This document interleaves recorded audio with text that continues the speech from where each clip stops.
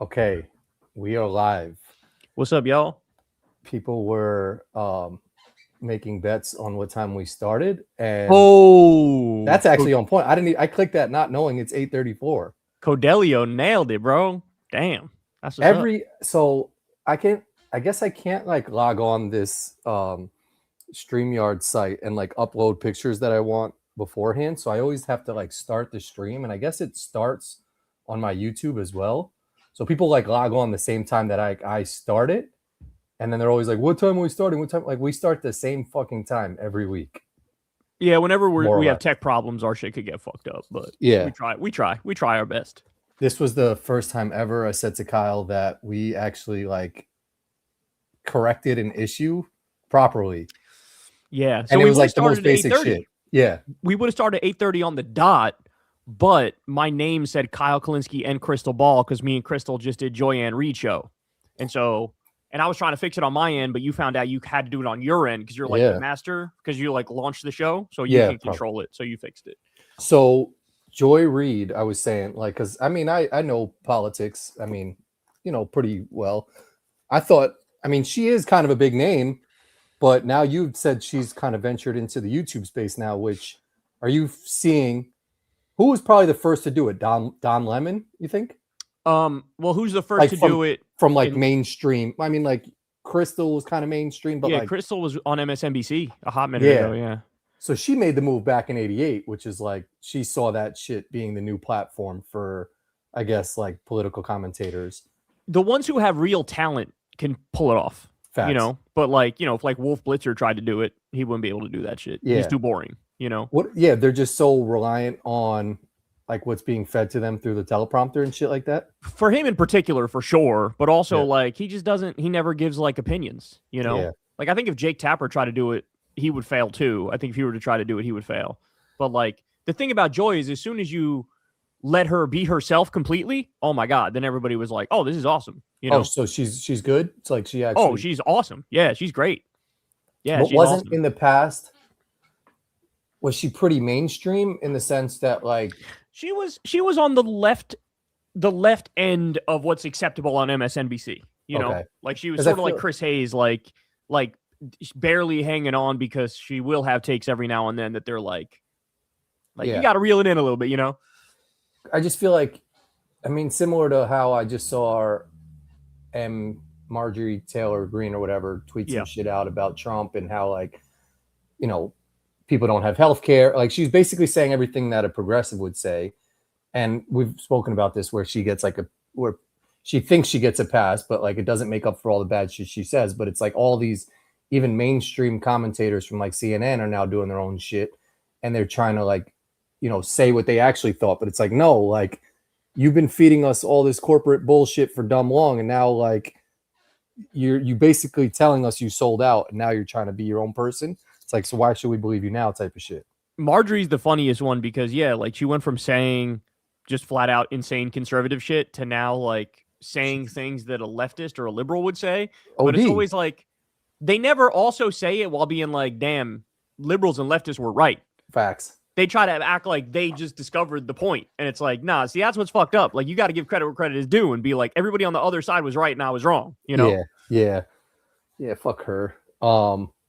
I fucking so I played my first softball game. My thumb's coming back to life. Oh, shit. It's kind of mobile now. That's what's up, man. I can move it up. So I made it through a full softball game, and then I shit you not, later that day. So I randomly get text messages from like my insurance company of like how much I owe on my bill. Oh God.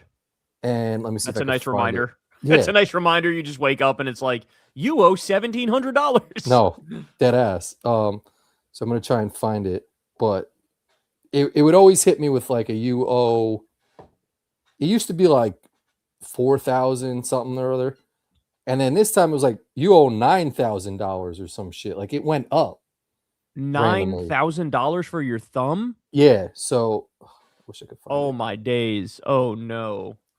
Um, Somebody's watching this in Canada right now going, you poor schmucks. So I hit the bill shit, and they just like re-added my bill again. Like I owed like $4,800 or something like that, And then I went to the order, like I went to the bill, and it was like they just put that shit on there again, and You got pretty much you got to doubled have my Molly bill. call. You got to have Molly Yeah. call them because that's not. See, they be trying shit like that, man. They try like they do shit like that all the time. So it's like Northwell Health, you owe whatever 4,000. Oh my word, 4,800 DZAX, bro. So then you get another text. It's like you owe $4,885, and then it hits you with 9,000. Then this shit was just like, no.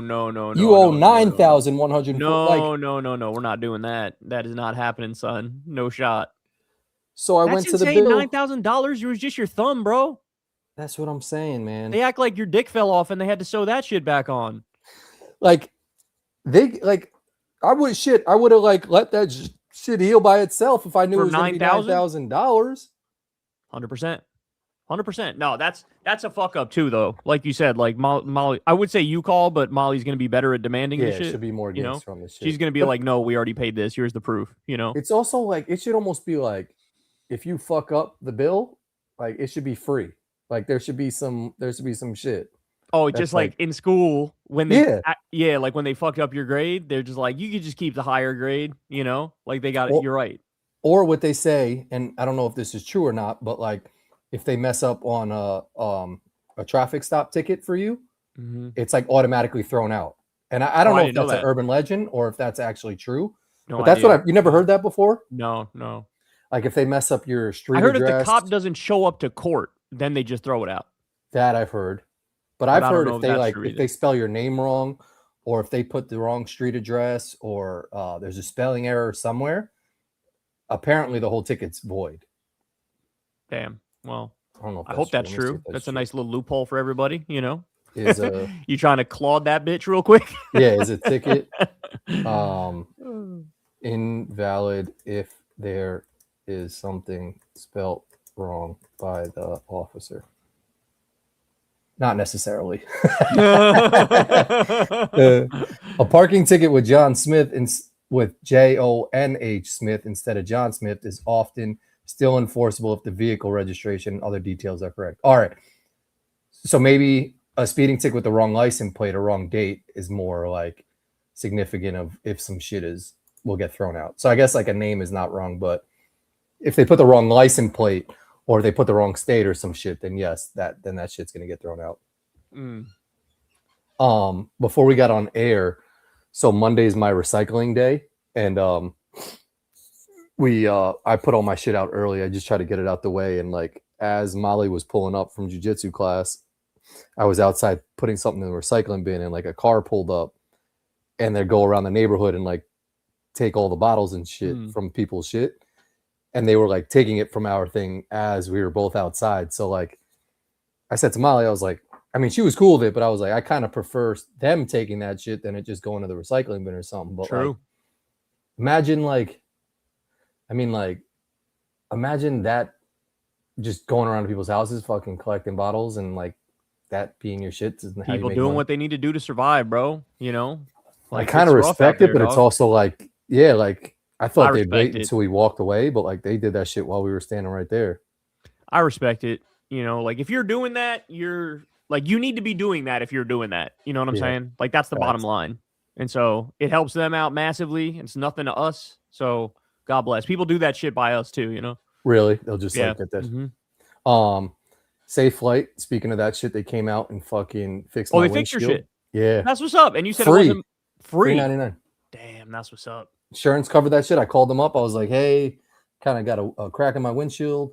They're like, yeah, we'll send Safe Flight out. Don't worry about it. Blah, blah. So I don't know if does my insurance go up now because I use that shit? I don't know. It's a good question. If it does, it'll just be a tiny, tiny amount. Not that much, right? But yeah. Let me know how this windshield holds up because, like I said, we've had to have our shit switched out a bunch of times, and I was always curious, like, are the ones that they're putting in after the fact less strong than the original shit? Well, he didn't even change my whole windshield. He literally turned the crack and like he made it look non-existent. Whoa. It's like not there. And so that's crazy, bro. How does that work? I don't know. He did that shit in like 30 minutes. And I kind of got the sense when he was finished, he looked at me like, you gonna tip me, motherfucker? And I was like, it's always tough. Thanks a lot, man. Yeah, it's always tough when you don't know, you know? I didn't do it. Like, I didn't do it. it's one of those things where you don't know. Like, if there's ever a question, it's probably good to just be like, all right, I'll lean on the side of tipping. But for something like that, you would think he's getting paid a decent amount just from doing that job. Like, that's not a job. You don't think of that job as like a minimum wage job or anything. Like, you know what I'm saying? Facts. Yeah. I asked my dad and he was like, nah, he doesn't need to be tipped for that. Like that's his job, is to drive around and like fix the windshield. So like, I think you get a pass on that one. Did you know that hotel cleaners, you're supposed to tip them? Did you know that?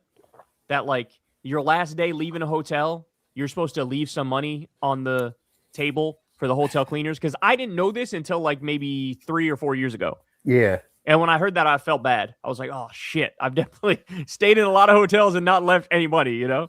I feel like that one is should be more mainstream, of everybody knowing that that's the way it should be. But to your point, that one is more of like you don't think about that one. Don't think about it. And a lot of people don't do it because they just don't know type of shit. People don't know. Yeah, that's my point. And that's why tipping is fucked up.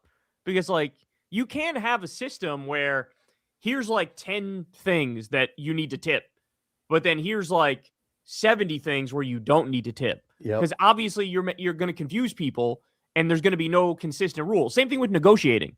Don't hit me with like, these things you can negotiate a better price, but these things there's no debate and the price just is what it is. Like I'd much rather have it, nothing's negotiable and nobody gets tips and have everybody gets paid a decent wage up front. Like I would way prefer that than how we do it now. And I don't even like negotiating.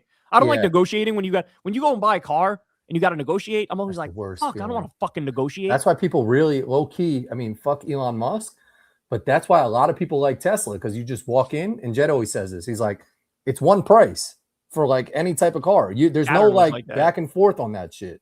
Saturn was like that. Oh, really? Yeah, Saturn back in the day, they don't exist anymore. Saturn. Yeah, I feel back in the day, they were like, we don't negotiate. Just price is the price. I respect it. And I'm surprised Saturn went out, because low-key, a lot of people used to drive Saturns. Yeah, right? I do feel like I've seen, maybe it was just in our area in particular, but yeah, I mean, wasn't it part of, I think it was under an umbrella of a different company. It wasn't like its own shit, you know? Saturn Corporation. This car, bro. Let me see. Let me see what you got. I want to find a good picture. I just had one. I feel like this shit was everywhere. Hold on. And again, maybe it was our area, but tell me this car wasn't like that. That to me just screams Saturn. Saw that shit everywhere. Right? Or no? Am I bugging? Let me think. Let me look up Saturn cars. I'll tell you which one I remember seeing the most of. Saturn cars. Let's see. Yeah, for me, I'll show you. Well, I can't really show you, but it's like a newer version of, it's like a 4-door sedan, newer version, Saturn logo in front. Yours is like the older version of the same thing, I think. Yeah, this is an older one. Yeah, my shit Saturn is like, 4-door. I want to say my shit is like a 2000 like 5-ish. I think I know. I think I have it. I think I have it. I see that shit. I saw that shit all the fucking time. This one still might be old, but is this more in your wheelhouse of what you're thinking, or is this still old? That shit or no? The newer, slightly newer. But that's the same car though, but slightly newer. So it's that one, but like 2007. You know what I'm saying? Yeah, like that's a 99. It says that's a 99. That like the 05, 07 version of that shit. That's the shit I'm talking about. Is Saturn cars out of business? Yes, they are. No, Saturn Car Company is no longer in business. Yeah, ceased production in 2009. Yeah. Wow. Probably with the Great Recession.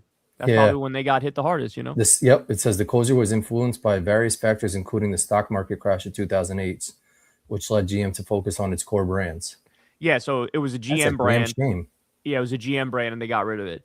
It's always been weird. Like, remember, there's GM cars, and then there's Chevy cars, and they're like the same car with a different name. So it was like the Jimmy, and then there was the Blazer, and it was the same shit. I remember the Jimmy. Yeah. Yeah, it's the same shit as the Blazer, just with the GM logo as opposed to the Chevy logo. You know? Yeah, yeah, it's weird, and I'm curious. I mean, I feel like that happens a lot in companies. Like they'll just rebrand some shit with a different name. Like we said this, like Sprite and Sierra Mist. Like they'll just have an overflow of product, and they'll just be like, all right, just put a new name on that bitch, and no one will notice. Kind of, yeah. That's a thing for sure. Starry is my shit. Have you tried Starry? Starry's delicious.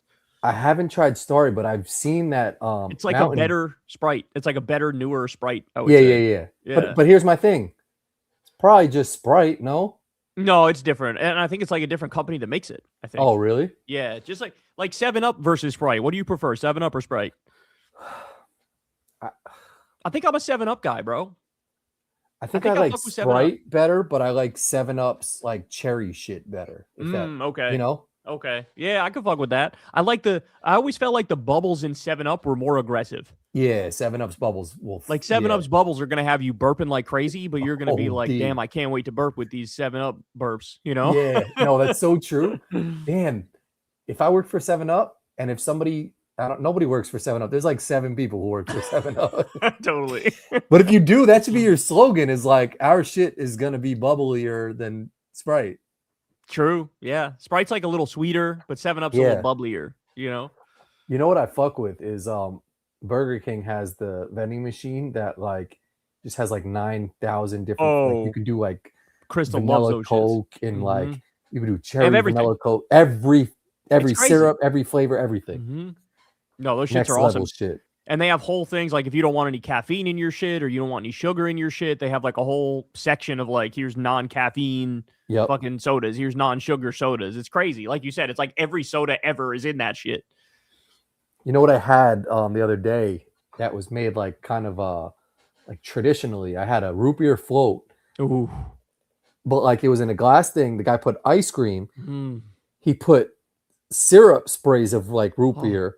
And then put seltzer in that shit. He made it like you're in a 1950s diner in that bitch. Yes. No, deadass. And then he put like some homemade whipped cream on that shit. So I was working an event and you weren't supposed to like walk around and get this shit, but I walked around and got like all this shit. Like I took a break because it was in I didn't even know Central Park had a zoo, but Central Park has a zoo. I didn't know that either. That's crazy. Yeah. So they had this event in Central Park Zoo and they had like vendors all around this shit. So I was like, if I walk around this bitch, like no one's gonna know if I'm like in the event or if I'm working the event. Like, but like there were a couple plants that like if they saw me, it would have been a rap skis. So like, really? I mean, I had to kind of be in the cut. So the root beer float came at the end of the night when I got cleared to like actually walk around and do shit. But earlier in the night, I was like house and pizza, and they had you ever have? It's like a puffy wrap, like it's like Korean, and it's I forgot what it's called, but it's like you put meat in it, and it's like a taco, but it's like a puffy fucking type of wrap. If someone knows what that shit is called, I've ever had that. No, I don't think I've ever had that. Fuck, man, what's the? That sounds like some rather adventurous shit for you to eat, though. That seems like it's sort of outside of your wheelhouse, right? It's like a what's this shit called? Look in the comments. Somebody will be saying that shit in the comments, bro. I know. It's like a puffy bun. No, it's not an empanada. No one's getting this. I had a bao.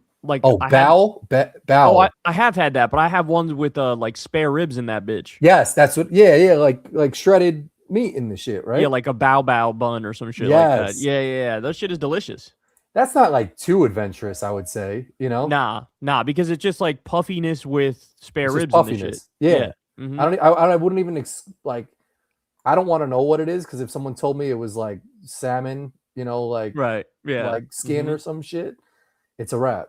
Yeah, that's like crab rangoons, where like you don't want to know, but if you ate it, you'd be like, this shit is banging right here. I don't want to know. Yeah, you still haven't convinced me to try that shit yet, but I don't think I can. Because I told you, only eat the right ones. I don't want you to be cursed because you had a bad one. Like I want to get you the right one, and then you eat it and be like, I fuck with this. You know? Yeah. I mean, it's the same thing with like sushi. I see people housing that shit and swearing by that shit, but I can't have that shit. Everybody in my family but me loves sushi. I'm the only person in the house that doesn't like sushi. I feel like Crystal's like, is she into sushi? She likes sushi. Yeah, she loves And sushi. she hasn't convinced you on the sushi shit yet? No. She loved, and the kids love it too. And two of the kids are picky eaters. Really? But they love sushi. Really? That's my one shit, right? I'm not a big fish eater, right? Like, Yeah. you can trick me into eating fish if you give me some fried calamari, you give me some lobster with a shitload of butter that I could drench on it. Like, there's ways. If you give me, like at Panda Express, they have this honey walnut shrimp. That shit is banging, but I'm not even big on shrimp. You'll fuck up, yeah. It depends if it's fried calamari, if it's that particular. But like most of the time, any sort of seafood, I'm like, I'm just not big on seafood. And they love sushi, bro. My whole family could fuck up some sushi. So there'll be nights where they want that, and I'm like the child eating fucking chicken nuggets in the corner by myself. That's me too. You know what shit that I cannot get behind that like people will swear by, as like when I go out with Gary, my stepbrother Rob, Brian, oysters, bro. Oh. They'll fuck up some oysters, and I'm just and don't you hear like the they slurp that shit, they'll pour shit on it, they put shit on it, they like it's in a fucking it's in like a community bowl, bro. And then you put the shit, I think, back into the bowl after you're done. And I'm like, how is this universally, like, even if we get some wings, I'm gonna take my wings and put them on my plate separate. Like, you're all fucking up the same oysters and shucking those shits or do whatever you do with oysters, and then like you're literally like slurping that shit off of some shit that was in the ocean. Like some dude who's getting paid like $4 an hour is like picking that shit up with his dirty ass hands and putting that shit on there like for you to eat, and you're gonna tell me to try that shit? I don't fuck with oysters. I don't fuck with clams. I don't fuck with mussels.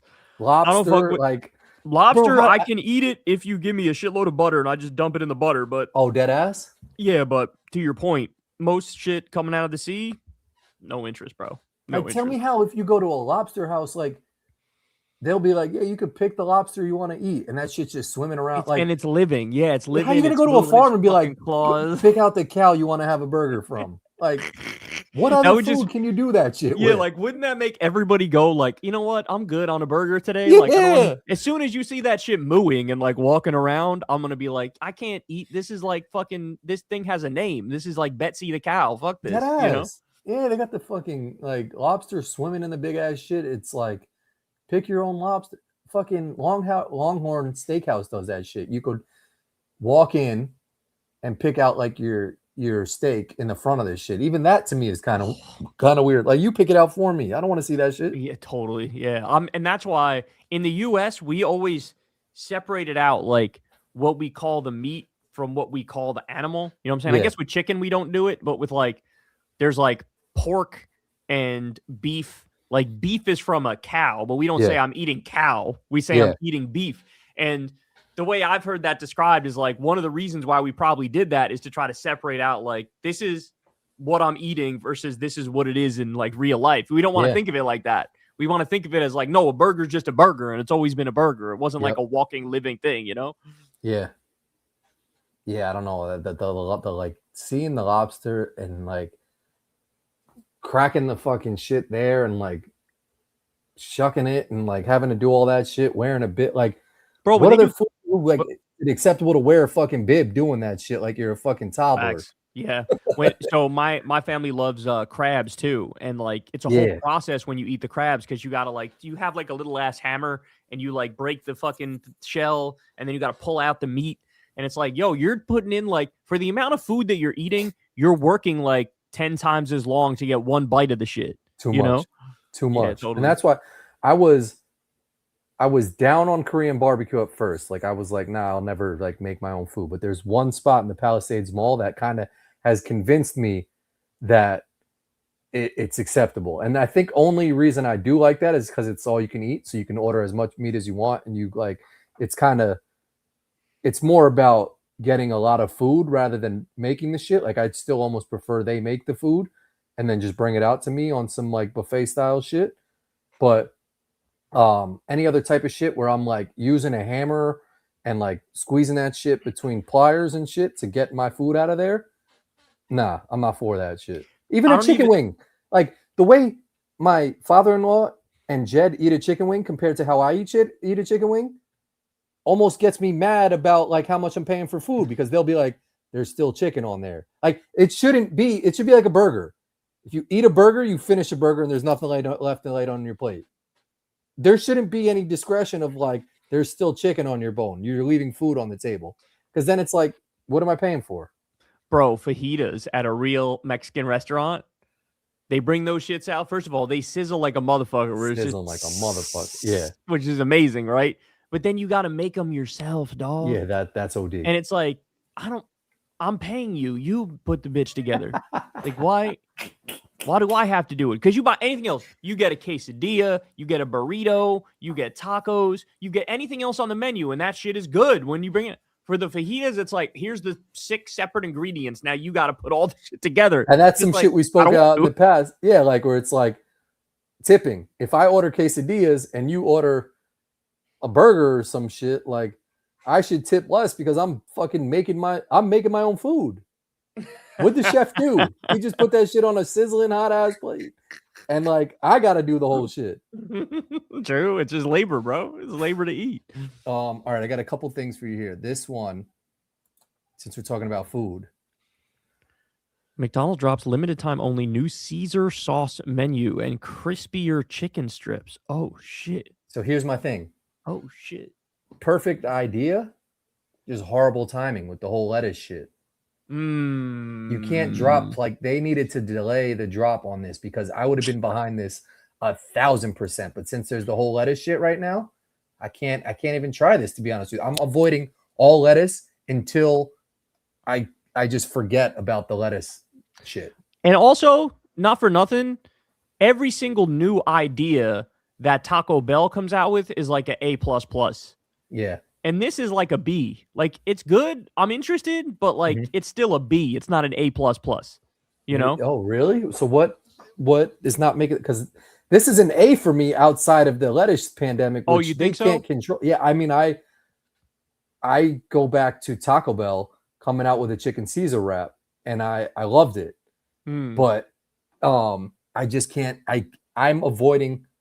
You've had lettuce since this whole shit, right? I have. We took a break, but we just started eating lettuce again recently. We started eating salad recently. So the first time you went back to it, were you nervous? Like, did you check your butt in like 2 days to see if anything? No, because I spoke to somebody who's my doctor, who was basically like, you're good. Like, even if you get the shit, you're fine. Like, it won't last long. And like, people are sort of overplaying how horrible it is.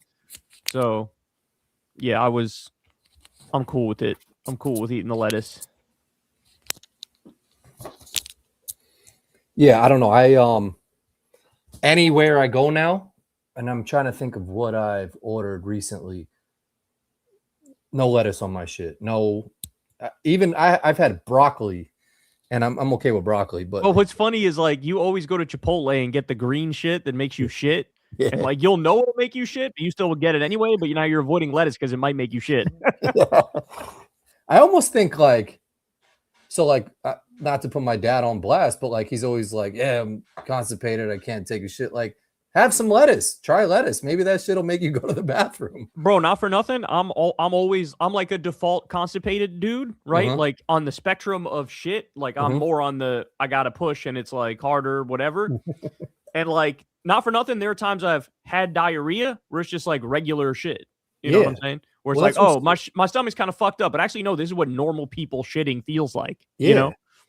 Like low key, the lettuce could have been a blessing for some people. Like it's kind of like, oh shit, lettuce gives you diarrhea. Like, let me get some of that shit. Like they go out and buy it, and sales might have went up for people who were either constipated or can't take shits.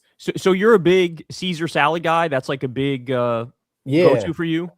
I feel like I'm a big chicken Caesar salad like wrap. Not so much the actual salad. Like I think I've always just defaulted to a Caesar salad at a restaurant. It's like a safe salad. Yeah, it's like a safe salad. Yeah, like it's never been my favorite though, bro. Like that's the thing. Really? Like yeah, like I am the type. Like I've ordered Caesar salad wrap or like chicken Caesar salad wraps and shit like that, and I've had Caesar salads. But it's always, to me, it's like if I can't find anything else on the menu that I want, like then I'll sort of default to that. But again, to me, that's like a B order, not an A+ order. That's like can't get what I really want, so I'll just go with that. You know what I'm saying? Yeah. I don't like anything on this menu outside of just the wrap. Like I don't want Oh, bacon interesting. Caesar McCrispy. Like that shit sounds weird to me. That's the one that Pudding. sounds most interesting to me. I'll Oh, say. for real? Yeah, that one sounds most interesting to me. I feel like So do that's you the like most different. I think there's a is there a I think there's a Caesar pizza, like a bacon Caesar pizza or some shit. Nah, I'm not feeling No, that. I'm not that's feeling not. that. Yeah, all three of these, I would try it, but the Caesar snack wrap to me is like the one I could just think right now of how it would taste. You know, Yeah. Hmm. the other two, it's like, oh, the crispier chicken, like that might be that they could sort of blow your mind with those if they do them right. You know, Yeah, those could. and, Yeah, that could be solid. and a bacon Caesar McCrispy, yeah, that might be sort of on point. That might be Yeah, sort of on point right there. yeah. You kind of swayed me. Maybe yeah, yeah. It is something that maybe could go well together. I never got behind. You know when they have like purple lettuce in your shit? Oh, and red onions, which are actually purple. I don't know why they call them red because they're Yeah. purple. But those shits are fucking trash bags, bro. OD trash. If you're a chef, never use red onions. Use regular ass onions, please. Yeah. I'm like when I go to a wedding and they've got some like obscure salad, like when they'll people try to do like a not like a fruit salad, but it's like they'll put like honey walnut chestnuts on that shit and like weird like the lettuce that looks like an actual leaf and like people will eat that shit. I'm like, don't do that. Just give me regular lettuce. Like Bro. I don't want my lettuce to look like a leaf. Bro, I had the weirdest. So I used to get this like crispy chicken salad at this place by us, Mm-hmm. but they took that off the menu. They put a different salad on that shit. Yeah, they fucked And up. they fucked up so hard, so I ordered it, right? Mm-hmm. Mm-hmm. Tell me how, and just trying it like, okay, I can't have my other salad. I guess I'll have this one. That was my thinking. Tell me how it was a salad that had caramel popcorn in it, Yeah, no, they're doing too much. and that shit also had like grapes and like Yeah, that's what I'm saying. some white shit that we still don't know what the fuck it was to Yeah, this no, they're day. doing too much. They're doing too much. And I was like, who the fuck? How could you replace a perfectly good like crispy chicken salad with whatever the fuck this is? I never ordered that bitch again, bro. I would almost, did you ask them, like, why'd you get rid of my shit? Like, if there's one person who's ordering your shit, it should be a staple on your menu. Like, you can't get rid of that shit. Yeah, especially, I mean, a crispy chicken salad, that's like some standard ass, nice ass shit. And it was you're good too. It was replacing good. with some shit that, like, you're Too saying niche. has some shit that you're like, Ridiculous. if you have to question what's in your shit, Not a chance. No. why are you No. doing it? And bro, when I tell you we were Googling shit, we were looking at AI. We're So like, you don't what know is what the this fuck white it was. shit?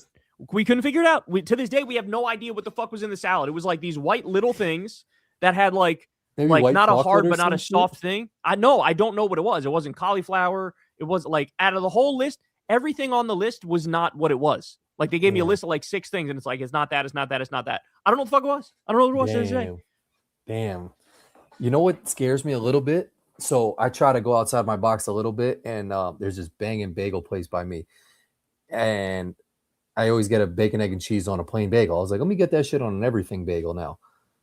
I can't really mess with everything bagels too much because the like, I don't know if it's the Poppy seed. the poppy seed or the sesame seed, but whatever is black on it, I always think like that shit could be mice poop. And like low key that gets mixed in with the everything, so I can't eat that shit. That's And kind of like, crazy, dog.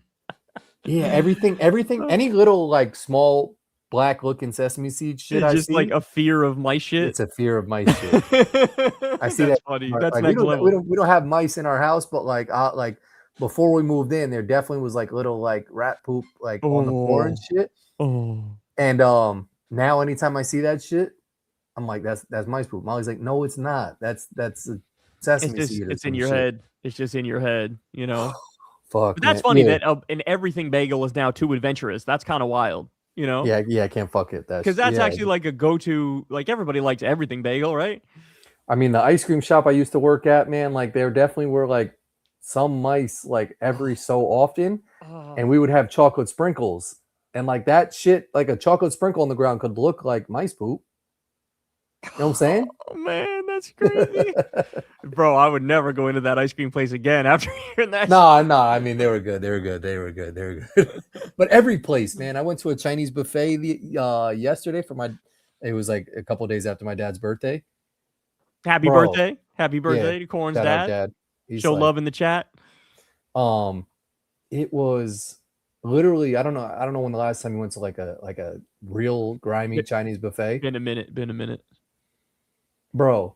So we told them how many adults, how many kids. Jed walked up to the buffet and was like, I can't eat here. Because literally it smelled like they poured like Clorox all over the floor. Like it looked like they had cleaned the floor and then the food was out and it was a small little area. It just was so grimy, bro, that like he was like, I can't eat here. You could smell the chlorine from like the fucking bleach and the mop and all this shit. Oh no. And the food was there and it was all mixing together and it was just like, I don't know how Chinese buffets became like such a staple in our fucking society.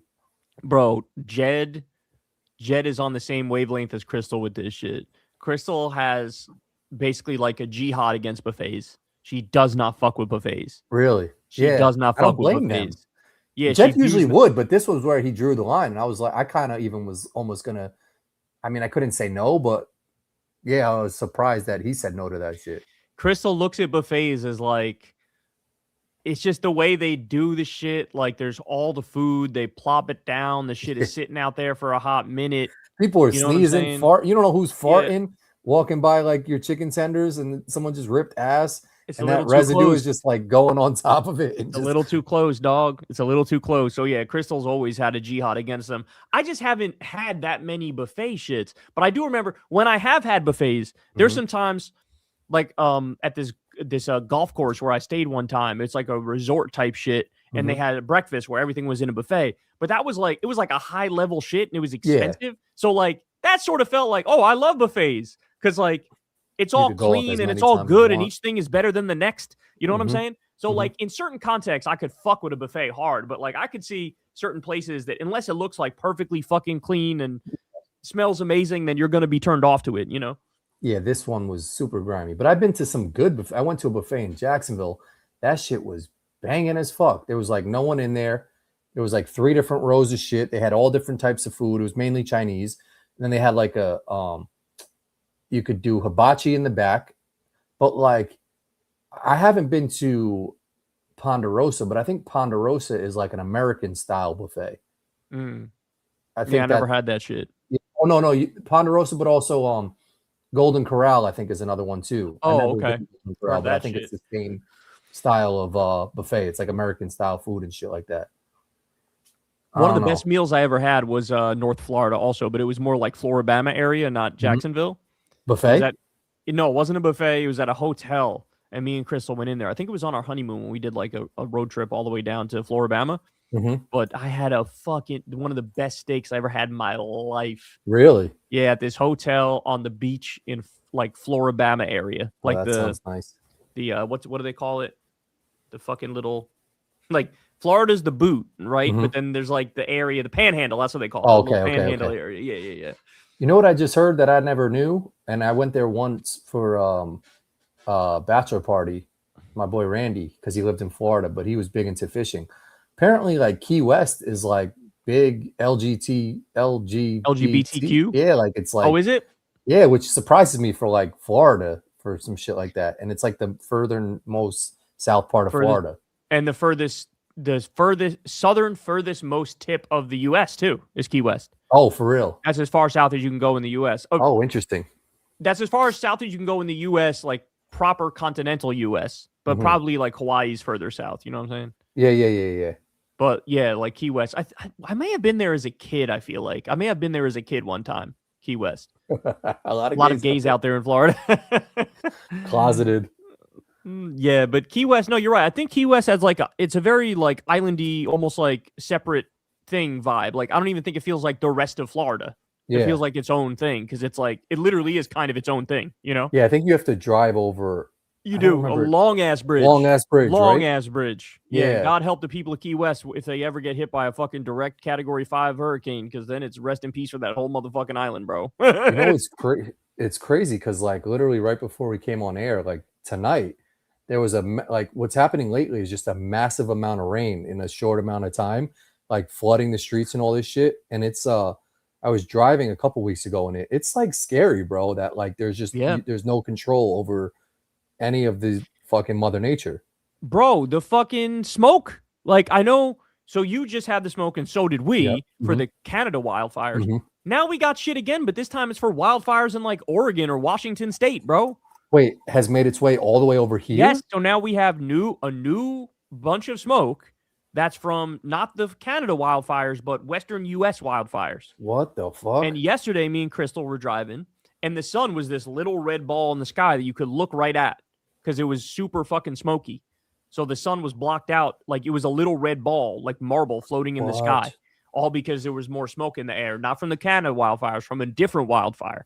That's what I'm saying. Like, people don't realize the climate crisis is an everything crisis. You know what I'm saying? Like, nobody is free from it. Nobody's going to escape that shit. Like, doesn't matter how much money you have. None of that matters. Like, everybody's subject to the fucking climate collapse, you know? Yeah, that's what's fucking so scary, man. Because literally, I thought about that because I was inside, but then I had friends that went camping like a couple weeks ago in Jersey.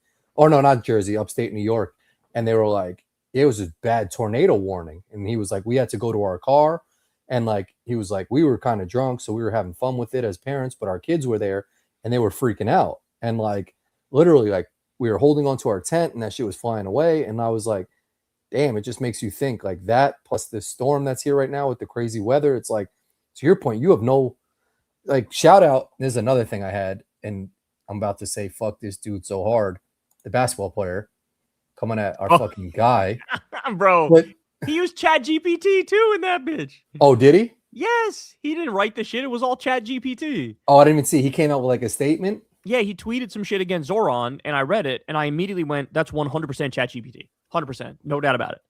But like, come on, Kuzma. Like, what you have no idea what you're saying or like what is even happening, and you're gonna come out against this guy? Bro, I think he's getting money from like crypto people. That's why. That's what I'm saying. There's got to be a reason for him to be saying that shit. Yeah, he sold out. He sold out, and there's a lot of people with a lot of money who are like, or who have like snuggled up to him. Kyle Kuzma is a disgrace to the Kyle name. Not only is he a disgrace to the Kyle name, he's a disgrace to the Kyle KU names.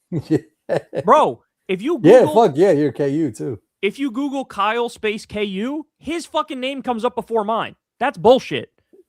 I'm way more known than motherfucking Kyle Kuzma is. And guess what? His ass about to be out of the league in 7 seconds because he's ass cheeks now. Yeah. Right? You should thank LeBron for that one ring he got. Right? But like, he'll be out of the league and then his shit will plummet. But like, sort of fuck you, bro. You're a disgrace to the Kyle KUs in this bitch. And there's not that many of us, you know? No, I think to your point, well, the reason I brought up Mamdani was because he's making these like lever shits in New York that's like stops the flooding on the I saw he like is building these things that like will stop the water from coming in if there's extreme. So like shout out to him because I saw one of the comments on the shit was like, at least he's like in tune enough to realize that like you can't stop global warming. So at least try and get ahead of it with doing some shit that's going to like protect you from it. Gotta do some shit, right? Gotta do some shit. Nah, he's the man, bro. He's the man. Oh, by the way, there was also a tornado that hit in Westchester. Did you hear about that? No. Yeah, my mom said it was like an EF0 tornado or like 2 of them that hit inside Westchester. What? Yeah. Now, if it's a 0, my guess is it's like, you know, not that strong. Like it's not even still like that. But still, it's exactly. Tornado is hitting in Westchester. Like we don't think about that. That doesn't happen often, you know? No, that's fucking scary, man. I mean, I don't even know what I would like. I like to think like, you know, I don't know. They've had those wildfires in California and like all of everybody's shit gets burned down. And they've shown, you know, like there's Jordan. There was this one guy who had all these sneakers and all his boxers were like burnt. And I would be like, damn, as long as I'm alive, but I'll be tight as fuck if my house got blown away in a fucking tornado and all my shit got fucking ruined. Think about how many people have had like their whole livelihoods destroyed and their houses burned down and shit because of a wildfire or house got destroyed in a tornado or a fucking hurricane. Like it happens all the time now, you know? Like people, regular ass people, all the LA wildfires that burned down like a whole ass neighborhood. Yeah. I mean, that's crazy, man. That's wild. People live there for decades and they're one day it's just like you get a thing on your phone that's like, you better fucking evacuate now. There's a fire coming your way. And then next thing you know, you're no more house. And then what do you do? Because people don't have like a shitload of money. Like, oh, I'll just go somewhere else. Like, No. go somewhere else with what money? People live in paycheck to paycheck, Some dude on Shark Tank created this shit that was like, your house is built on like this like spring shit that like you can like kind of like put your house underground or something like that. It's kind of a crazy invention. In case of like a tornado, but then if it's flooding, you could bring it higher. Yeah, some shit like that. It was like on a spring or something like that. And I think someone invested in, I think Barbara, because she does real estate. And I was like, it's kind of good idea, but I just don't know like how many new houses are going to get built that can have that shit, Well, yeah, for something like that, that's one of those things where like you need the law to get involved. If it actually works and it could bring you underground to protect you from tornadoes and bring you up in the air to protect you from flooding, then the government could be like, yeah, you have to start putting them on all new builds. Yeah, that would make sense. But to have like individuals use it because people won't know that's an option. It just seems like it's a long way off from being like universally applicable. You know what I'm saying? And if it doesn't work, like here's my thing about like bunkers. Like, yeah, it's cool that people probably have bunkers and like are building bunkers into their houses, but like if you never use that shit, then it's like a waste of money on like building a bunker for your crib. And also, here's another thought though. If some crazy apocalyptic shit happens and you go in your bunker, right?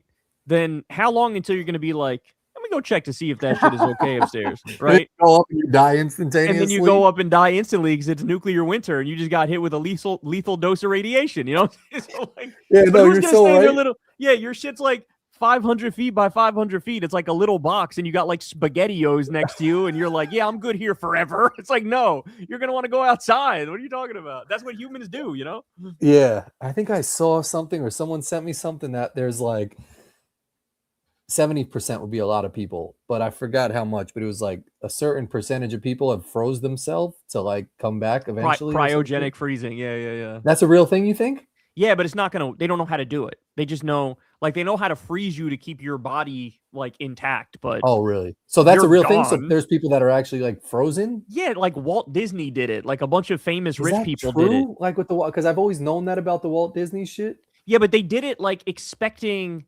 more scientific advancement where they could figure out how to actually bring them back. But like they've never figured it out. You know what I'm saying? Yeah. Like they could physically preserve you, but like mentally, cognitively, whatever you are is not there anymore because you're dead. You know what I'm saying? Yeah. Like your body's not like a fucking car where like you just put some jumper cables on that bitch and get it started and then like you're good. It doesn't work like that, But that's the idea is like, hey, we'll preserve your core and like your shell and your skin and shit.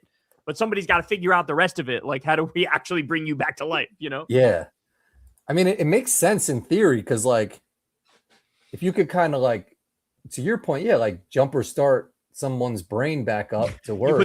You put some shit on cable on their nipples. And then Walt Disney's like, oh, shit. Oh, you motherfuckers are nice to black people now? That's fucked up. What's wrong with you guys?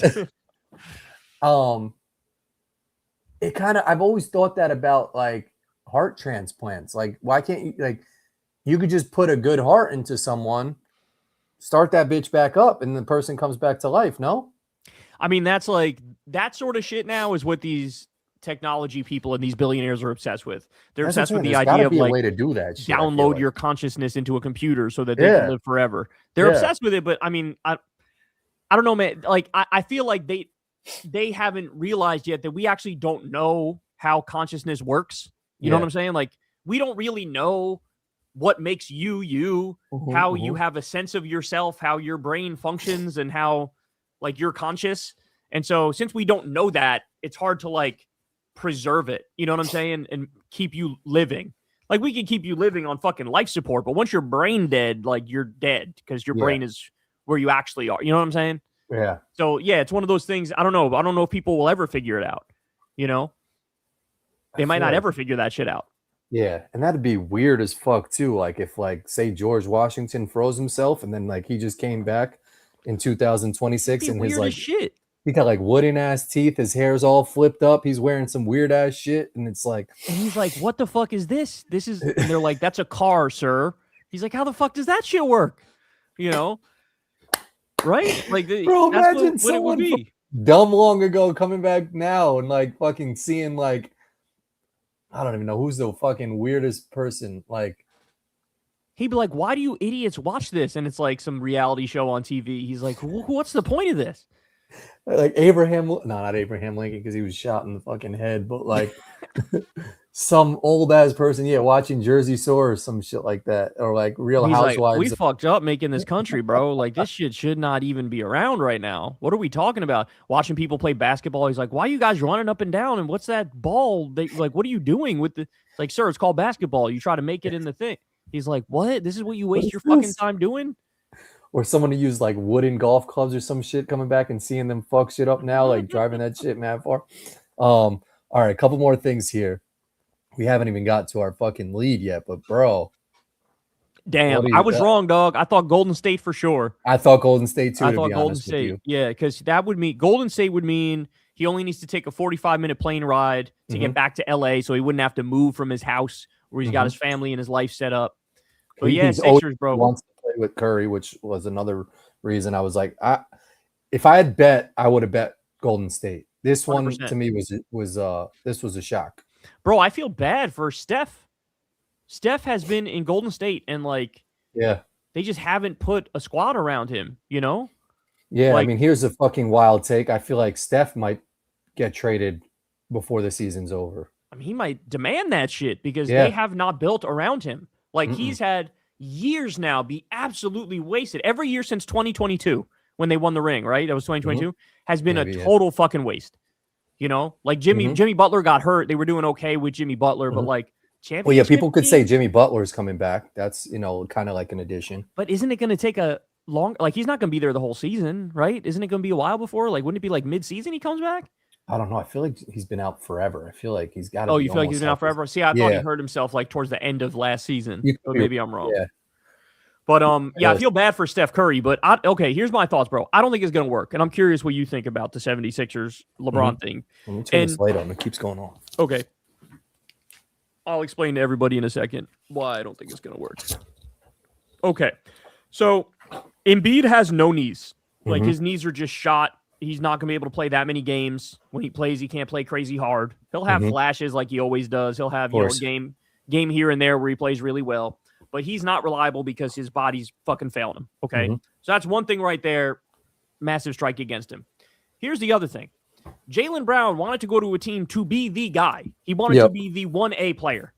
Now you're not. Not only are you not the 1A, bro, you're around a bunch of other people. Like you could argue Embiid's the 1A, Tyrese Maxey's the 1A. Might not even be LeBron's 2 or 3. Yeah. That's what I'm saying. So like you wanted to change of scenery, but you still got to deal with other people. Like he wanted to escape Tatum and escape like the, you know, I'm Robin to the Batman. He wanted to be the alpha on the team. You want to be the alpha, but now you're not the alpha. Just objectively, you're not going to be the alpha. Facts. The other thing is, I think him and LeBron are going to clash personality-wise. You know what I'm saying? And I do like Tyrese Maxey. I do like. And Edgecombe I like too, but he's kind of young, right? So I just don't see how it meshes because the other thing people are pointing out is they're all very high usage players. So like they all kind of want the ball in their hands. LeBron can play without the ball in his hands, but he still played with the ball in his hands mostly last year. Well, so they said LeBron's going to be the point guard. That's what they announced today. Shams said that. So then that's kind of wild because, you know, I would want LeBron not being the point guard. I'd want to conserve his energy and have him off point guard's a lot. Yep.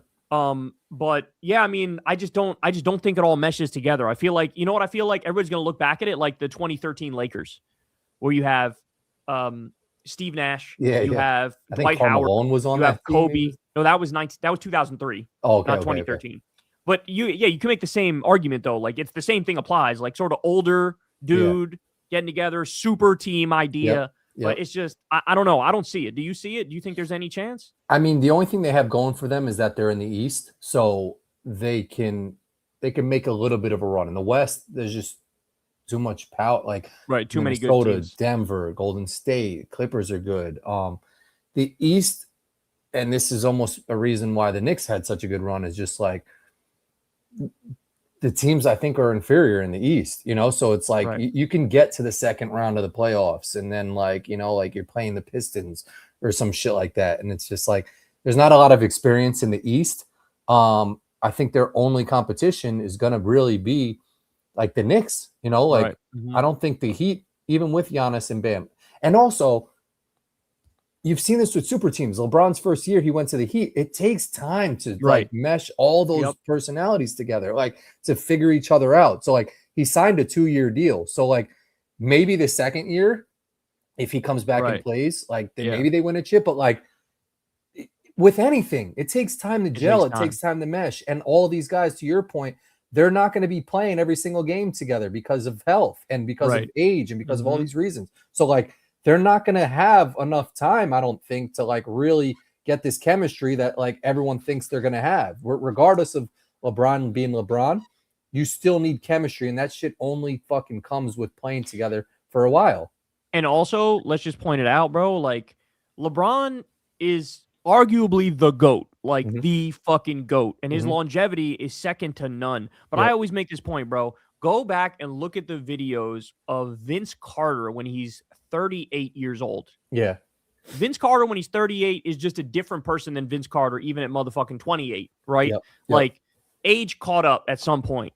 LeBron is now 39, 44, and 42. 4 years beyond washed Vince Carter, and he's still looking good. But at some point, he's gonna fucking slow down. You know what I'm saying? Like it's gonna be like he just looks different. It just it's not coming together type shit. And it's a miracle, bro. If he played horrible from now until the rest of his career, he still could arguably be the GOAT because that longevity is just next to fucking no one. Like he stands in a league of his own.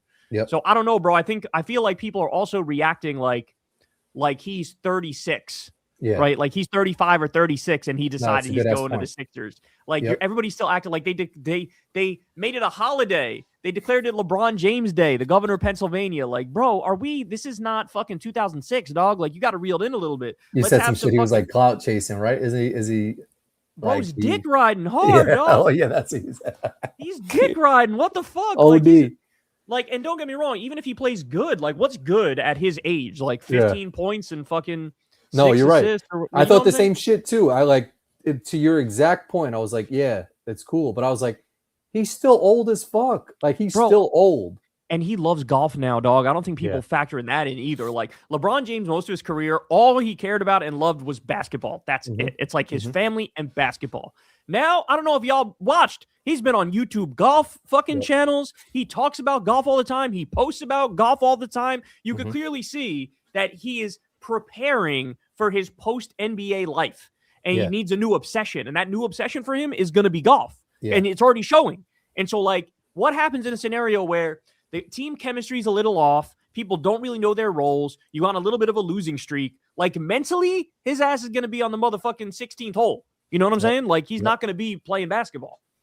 Just one thing I don't like about LeBron. Yeah, I mean, I can make the argument that he probably is the GOAT. But, like, I don't think he's ever accepted that pressure. You know, like he's never like go to the Knicks 2 years ago when they haven't won a championship and bring them a title. You know, like he always takes a route that's comfortable for him. You know, so like, yeah, he's going to hit some clutch shots and he's going to have some game winners and shit like that. But it's like, it's because you have that safety net of other people. You know, he's never proved to me that like he's got that gene of like being, like we said, the alpha.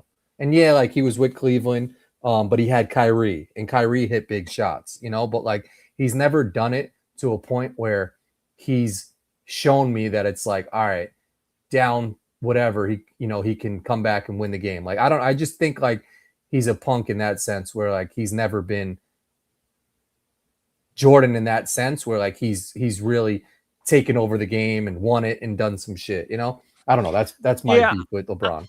I don't know if I agree with that because Jordan had Pippen, Kobe at first had Shaq, then he had Pau Gasol. I take your point on like he left Cleveland to go win a ring with the Heat, right? And so like he had Chris Bosh, he had Dwayne Wade.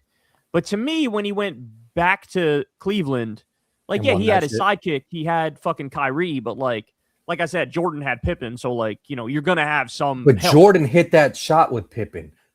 LeBron with Kyrie hit the 3 against Golden State to make them go up and win that game. Ray Allen hit that 3 with the Heat to make them win that chip.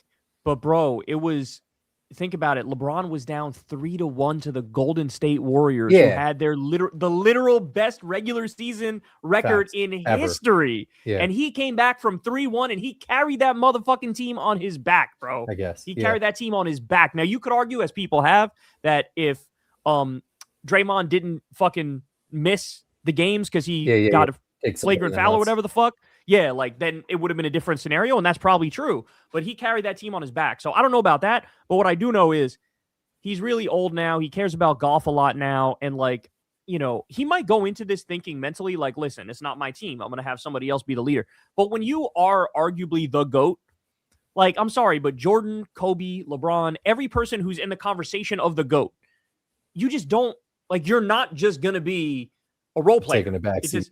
Like, you have to play the game of a role player, but like, for him to mentally be a role player is not going to happen. You know what I'm saying? Like, he's going to step up. He's going to try to fill that void, and then you're going to have butting of heads, you know? And also, Embiid's got a shitty-ass attitude. There's no way LeBron and Embiid get along. Literally no way whatsoever.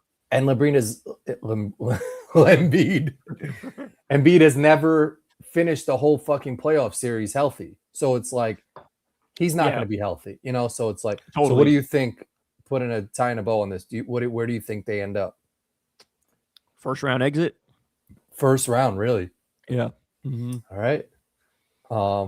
Yeah, I don't know. I mean, I don't know how to make it. Like, there's just so many fucking factors that could come into play. Injury, like, you know, who the fuck knows? And he has plus a full 15% trade kicker. So I don't know what that means, but maybe he gets fucking traded.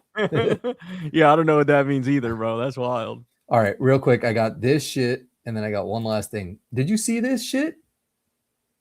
Oh, that's Val Venus, bro. Oh, my days. Oh, my word. Don't do that. Val Venus came back to some local New Jersey wrestling tournament shit and did his same shit with the towel and the Hello Ladies. Oh, and that's him, horrible. Bro. That's Val Venus. That's crazy, bro. That's crazy. That's Val. It's time. It's time. It's time to wrap it up, homie. Change your tune or something. Yeah, you got to. You got to wrap it up. Like, it's happened. Did you see Madonna performed at the halftime of the World Cup? Like, I was looking at that like, all right, come on, you got to wrap it up. Like, it's okay. It's okay to get older. It's okay to age. It's okay to not think of yourself as like, I'm sexy anymore. Yeah. Like, it's okay. As you get older, you lose certain things about youth, but you gain certain things with age, like wisdom. Mm-hmm. But now people like don't give a shit about that. And it's just like, oh, what, they wanted to be sexy. Like, sorry, nobody wants to suck a wrinkly ass 68-year-old cock. You know, nobody wants to see. Apparently he's only like 53 years old there. Oh, stop it. He's 53. I think so. Oh, my days. Oh, no. Oh, that's horrible, dog. That's horrible. Sorry, Val. It's over. It's over, homie. 1971. So what's that? 81, 91, 2001, 2011, 2021, 2, 3, 4, 5, 6, 55. He's 55. Right. And I mean, he looks older, man. He definitely looks older. Yeah, he definitely looks older. Like, come out of the tunnel or some shit and just have clothes on and just be like, yeah, I'm Val Venus. Like, I was that dude back in the day. Or get a spray tan or some shit, but don't look like that and try to do your towel shit. Yeah, nah, you got to maximize what you're working with, especially if your whole thing is I'm like the sexy guy or whatever, you know? Bro, one of the comments said he went from Val Venus to old penis.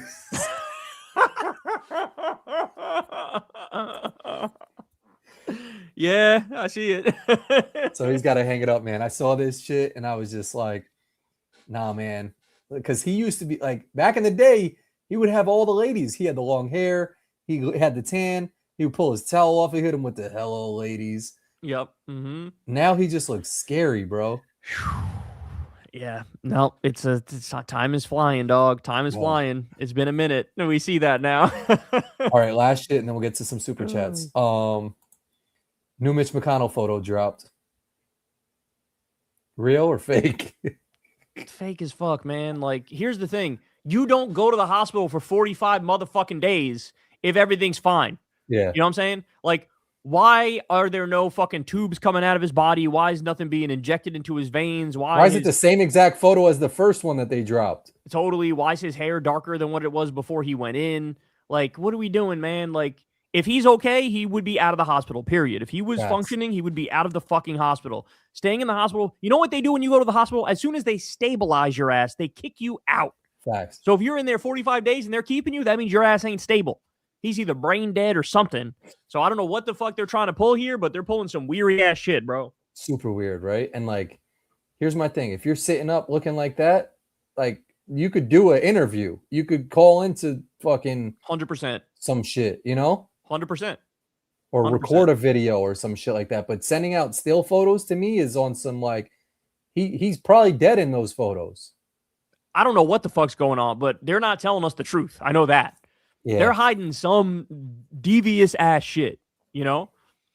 And his wife is just waiting for him to pass. There's no way that like she's like 100%. She'll get his inheritance or some shit like that. But like, I don't even know. How do you think they even met? Like, that's even a fucking weird ass shit. He's closet gay and she's a Chinese spy. And it's a marriage of convenience where it's like, you know, hey, look, I have a wife. I have a woman who I like to have sex with. Like, that's what it is, you know?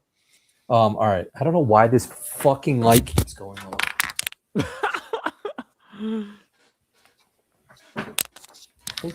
I'm gonna take a piss and grab a drink, but then we'll do Super Chats. All right, bet. Yeah, if Molly's listening, I think this light in my office is connected to my bedroom. So if she's trying to go to sleep, she hits the light, then it turns off this light, which I don't know how that shit works, but stop hitting that fucking light button because it's annoying as shit. But yeah, someone said that this was just an AI photo. And in the first photo, I think he was wearing a red shirt. Mitch McConnell photo. And that they just did a chat GPT and said, like, replace it with a blue photo, with a blue shirt.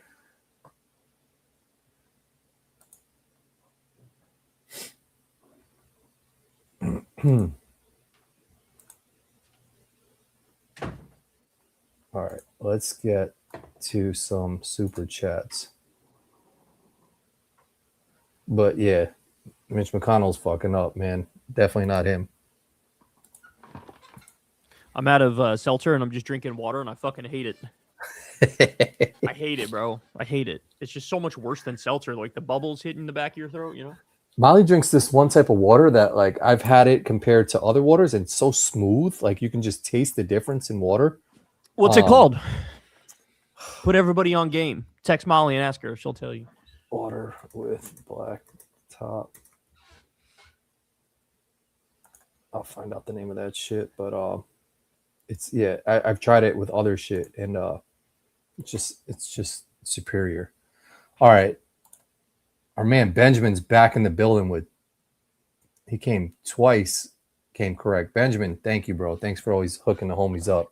Well, that was fun. Thoughts on the Fox article? Now that it's been a few days, those vultures only gave us a little over an hour to respond. They definitely wanted to say we didn't respond for comment. Shout out to you, Benjamin. So, Corin, I don't know if you saw, but like Fox News did a attack article against me, but really it was more. Oh, for real? I didn't see that. Yeah, really it was more using me to go after every like left-wing Democratic politician in the country, you know? Like they tried to, I think in the title was like Abdul El Sayed and Cory Bush. They tried to use me to go after them by quoting shit I said on a like rally like video we all did. And they asked Benjamin for comment and he basically defended me full-throatedly. Yo, Benjamin's a real one. How did they ask Benjamin? What's because he runs Progressive Victory, which is the name of the group that set up the call, like the Zoom call that had all the fucking politicians go on, and I was on it too. Oh, that's what's up. Yeah, so he defended me. Oliver Larkin defended me. Shout out to him. And you know, it was like a lot of them didn't respond because, like he said, I guess they only gave him an hour. But I thought like it was strategic for Abdul and Cory Bush not to respond. Like they were probably thinking, like, what the fuck is Fox talking about here with Kyle? Like they didn't even know I was on the call because I was on it myself for a little bit, and then other people were on it together. You know what I'm saying? So, but anyway, it's kind of funny now when you look back at it because it's like, man, they are so desperate to take us down, and like they just don't know what they're doing. They had like all sort of hilarious quotes where I said, the U.S. and Israel are creating the Fourth Reich, and I call them the axis of Epstein. And they quoted all that, and they were like, they didn't even make argument against me. He was just like, he said this and this. Do you believe that? It's like, yeah, and I'm right, you know?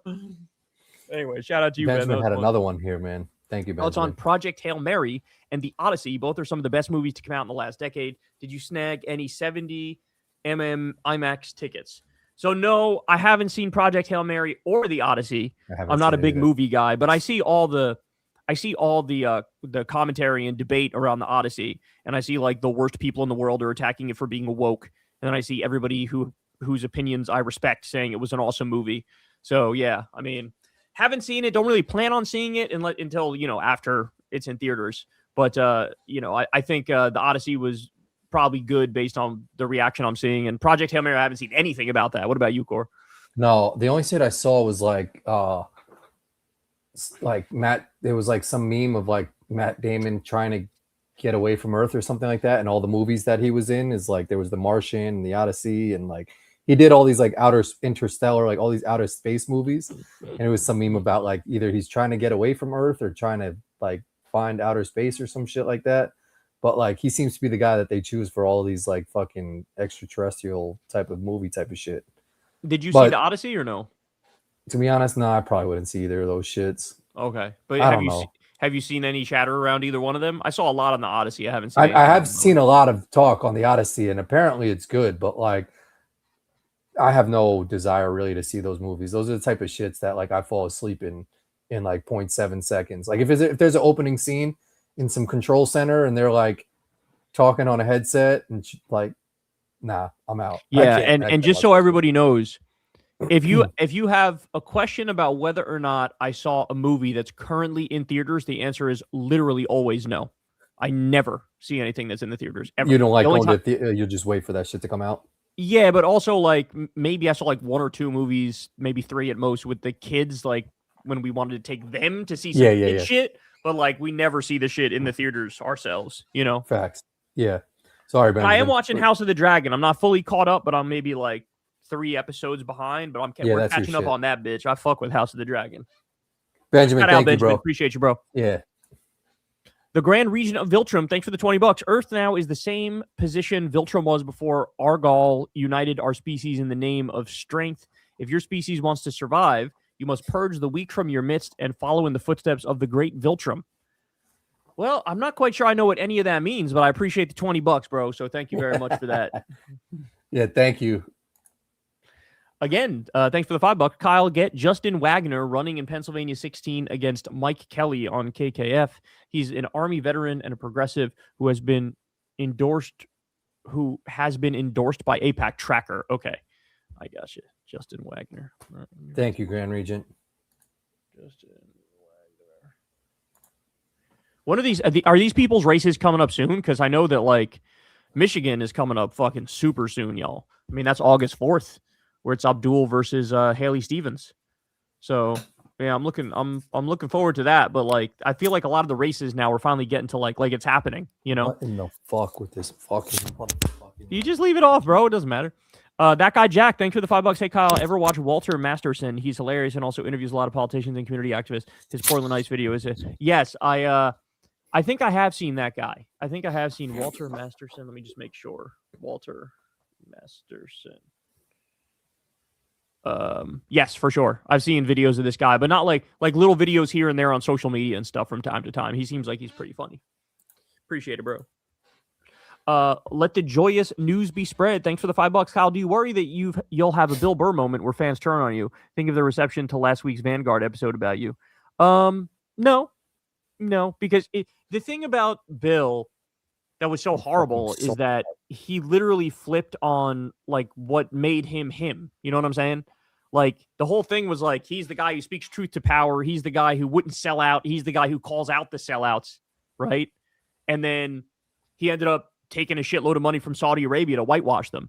Like you're going against a core thing. So for me to have my people turn on me and have them be correct, I would have to sell out in some major way. And then they'd have to be like, hey, you fucking sold out in some major way. So that's like I can deal if people turn on me, but I think the reason they're turning on me, they're wrong about it, then I'm fine.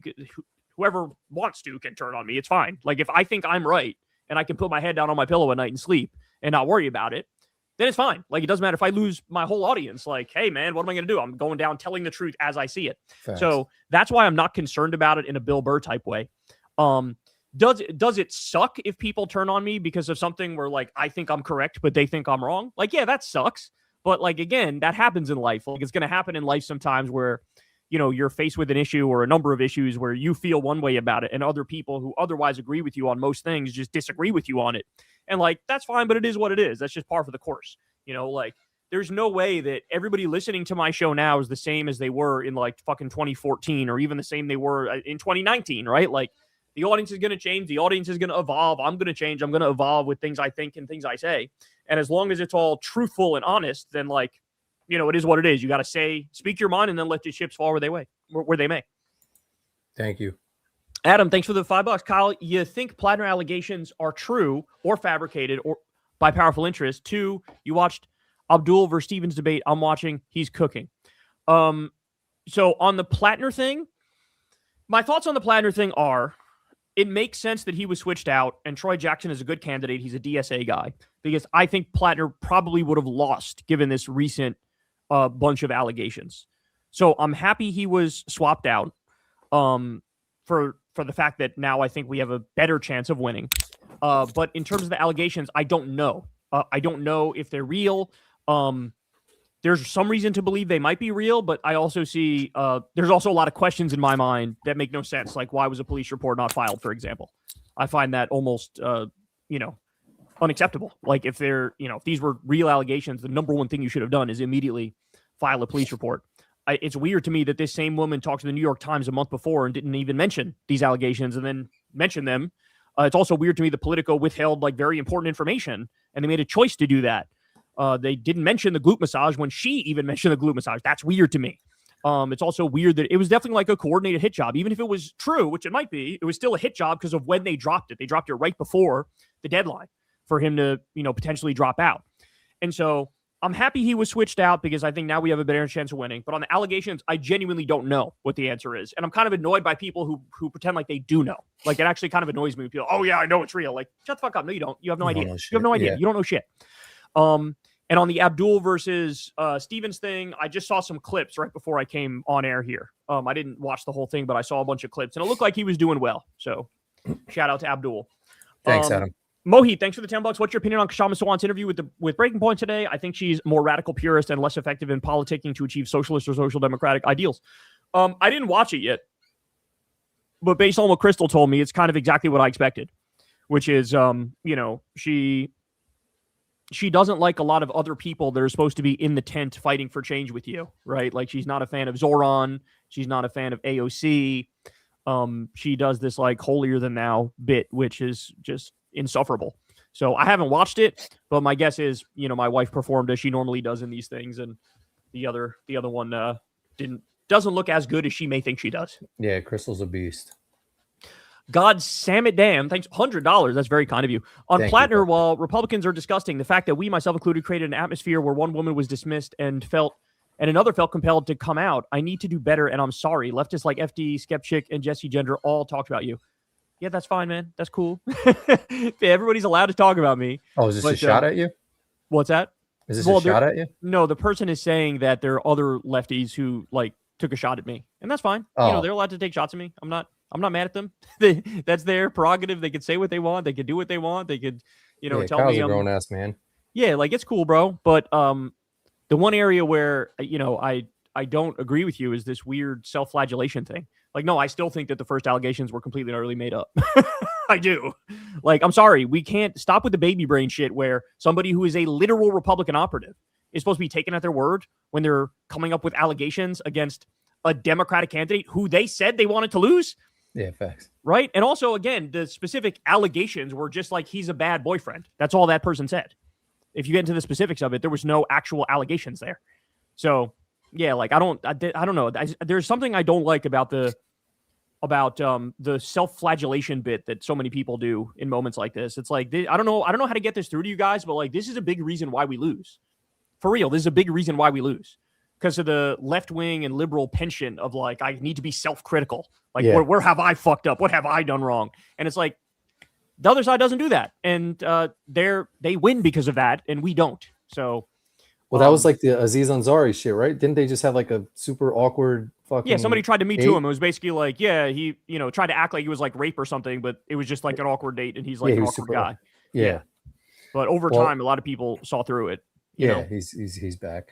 Thank you, God, Sam. Damn it. Time Bandit, thanks for the $10. What do you think are the Sixers' chances after getting LeBron? I'm just concerned about Embiid's health in the playoffs. Yeah, we just talked about this. I would say first round exit. Embiid's health is a problem. The only person I really, really like on the Sixers is Tyrese Maxey. I think he's legit. I think he's the real deal. And I like LeBron, obviously. Yeah. But yeah, I just don't think they're going to mesh. I think it's going to be a first round exit. I think somebody in the East is going to surprise this year, where they're not only good in the regular season, they have a run in the playoffs, right? I don't know who it's going to be. Is it going to be the Pacers again because they didn't have Halliburton and he's back? Is it going to be them? Is it going to be, are the Pistons going to get it together? Are the Cavs going to get it together? Somebody else is going to get it together. And I think the Knicks are going to do their thing, but I also think somebody else in the East is going to shock people. And I think the Sixers are going to come up a little short. Think your Wizards have a shot? No, not really. It'd be cool though. They'll probably do better than what they did this year because they were like the worst team in the league this year. You know what I'm saying? Yeah, it won't be hard to fucking get better than like 4 wins. Muhammad, thanks for the $10. I found out Lindsey Graham's parents died when he was 20 and his sister was 13. So why the fuck would he want to support wars that create millions of orphans? Because, my friend, he is a sociopath. He's a psychopath. He's a sociopath. He's an empty void of a human, and he cannot feel what others feel. He only understands himself and only sees the world through his eyes and can't put himself in somebody else's shoes. So, yeah, I mean, I think that's what it is. I think these people, like, he is ideologically pro-war. Like, he has never met a war he didn't like. That's a fact. And so, yeah, he's just never going to be able to see it through the eyes of other people, and that's one of the many reasons why he's so incredibly dangerous.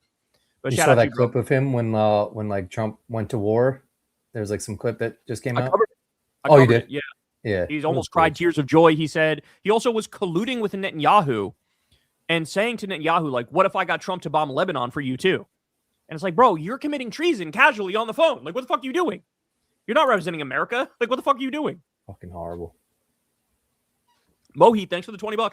With LeBron going to the Sixers, it's basically like KD to the Warriors. There's zero competition besides the Knicks. Let's skip the 82 games and just have Knicks versus Sixers, Eastern Conference Finals, and Spurs versus OKC, Western Conference Finals, and see who wins between those 4 teams. Like I said, I don't think the Sixers are getting that far, homie. Yeah, I don't think the Sixers are going that far, homie. Yeah. I mean, it'd be interesting. I mean, KD going to Warriors, I feel, is a different story. KD totally different story. They had like a phenomenal season. They had like the 70-win season before KD got there, and then KD went there. That was guaranteed. In his prime. KD was still in his prime. Yeah. This is like the Sixers already kind of struggling.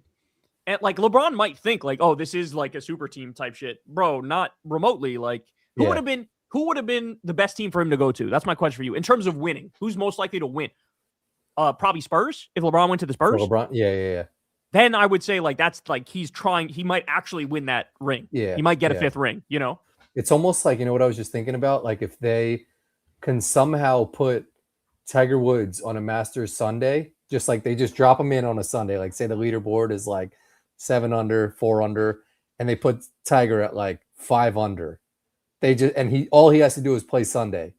Could he win? Where he is now currently. And it's like, it depends. Yeah, Woods. Yeah. But like, all he needs is one day. It'd be interesting to see, but he's old as fuck. He's still Tiger Woods. That'd be cool. That would be cool for that shit. Like Tiger gets just 1 round. They could just place him in at a major. I think he's going to play the senior tour soon. He's going to play the Champions Tour, the 50 and He'll older definitely tour. be back at the Masters at some point. For sure. But I think he's going to play before then. Uh-huh.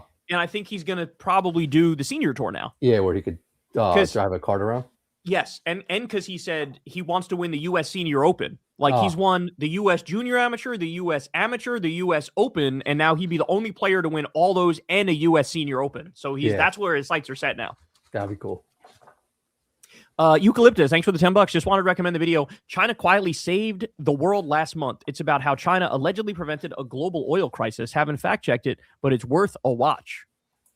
China quietly saving the world, I feel like, is something that's going to happen every month from now until the end of time, given how fucking psychotic we are, you know? But yeah, no, I know that they like drastically reduced their oil consumption to help the global market, and they were able to switch over to renewables because they were already building out the infrastructure and they were already kind of ready for that. So yeah, I mean that's sort of a big deal. SC True, thanks for the $5. Strategic Petroleum Reserves at 311.4 MBL as of the 17th. 43.6% of their max capacity of 714 MBI per U.S. State Department of Energy. They inflating or do we have time? I don't know, bro. That's a good ass question. I mean, everything I've seen to this point says we only have like, I don't know how many days left, but 3 weeks, 4 weeks, 40 days, thereabouts, whatever. But if that was true, then they must be getting oil from somewhere. They wouldn't be adding to the Strategic Petroleum Reserve right now. So yeah, I don't know. I'm not sure. Where'd you get that from? Because every article I've read seems to indicate the opposite. So that's what I'll say to that. Thank you, SC True. Jack Rue, thanks for the $5. My friend's brother was in a base in Jordan that got evacuated, bro. Let me tell you something, man. Get your friend's brother the fuck out of the Middle East, because like wherever they are not safe. They are not safe. I'm gonna cover a story on this tomorrow, but a retired general was saying that Iran knows where all of our fucking troops are all the time if they're in the Middle East, and that the only reason they haven't leveled literally everything with the U.S. soldiers in it is because they don't want to do that yet. But like, if they ever decide, like, okay, we got to teach these motherfuckers a lesson, they could level every hotel that these people are in, whatever fucking country in the Middle East they're in. They can hit that shit. Yeah, it's not like we're hiding, like, right? Right, and they know, they have the intelligence. They know where all the U.S. soldiers are. So like, the only fact your friend is alive is only because Iran is allowing him to be alive. That's what you need to understand. Crazy. They got to get the fuck out of there, bro. They got to get the fuck out of there. But if they did that shit, Trump would go D and fucking just obliterate their whole shit. But so that's what Iran is thinking, though. Iran is thinking, if we do some shit like that, that's one of the few things that could make the population in the U.S. say we want the war now. Mm-hmm. And they know that right now Trump is bleeding support at home. Gas prices are rising and are only going to rise more.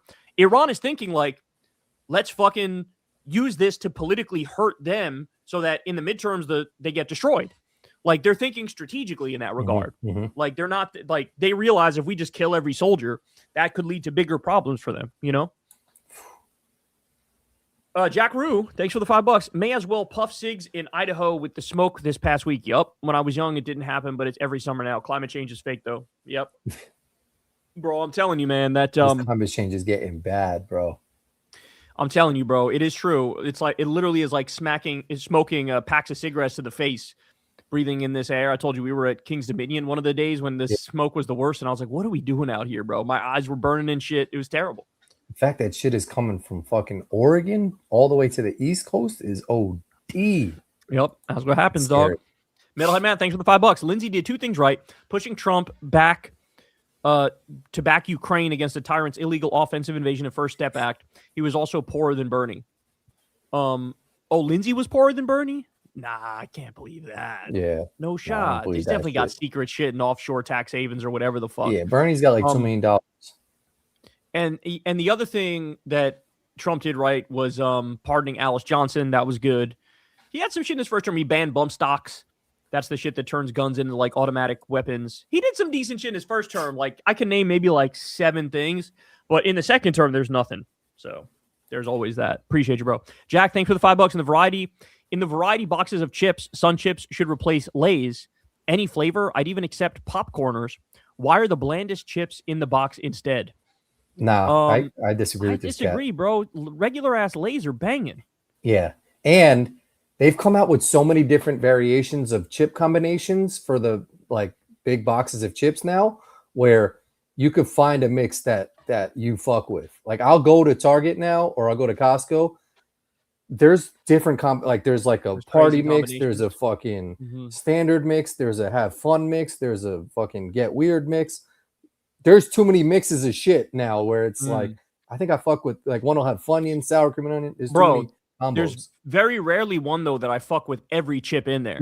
Yeah, no, I agree with you 1,000%. Yeah, there's always one or two in there that you're like, bro. And then when you're done eating it, there's like all of that one kind of chip. Yeah.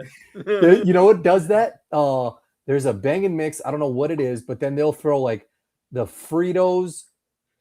I feel like you might fuck with these one. They're like Fritos Twisted Barbecue. Oh, I love those shits. I know. But like, those are my shit that like they'll sell the box with like 30, and that like all 4 of the other shits are good. And then it's like, but you got to have the Fritos Twisted fucking barbecue shit. It's like too weird of a barbecue mix for me, but those are the shit. But to your point, love those shit. Every box has the one shit. that like, It's just like nobody wants this. Don't know why nobody wants it, you know? But no, I'm not. Sun chips are good, but they can't replace Lay's. Come on, man. You're bugging on that take a little bit. Totally. And especially popcorners. Popcorners, no. Yeah, fuck out of here. Jalfreddle. I have no idea how to say that, dog, but I appreciate your $10.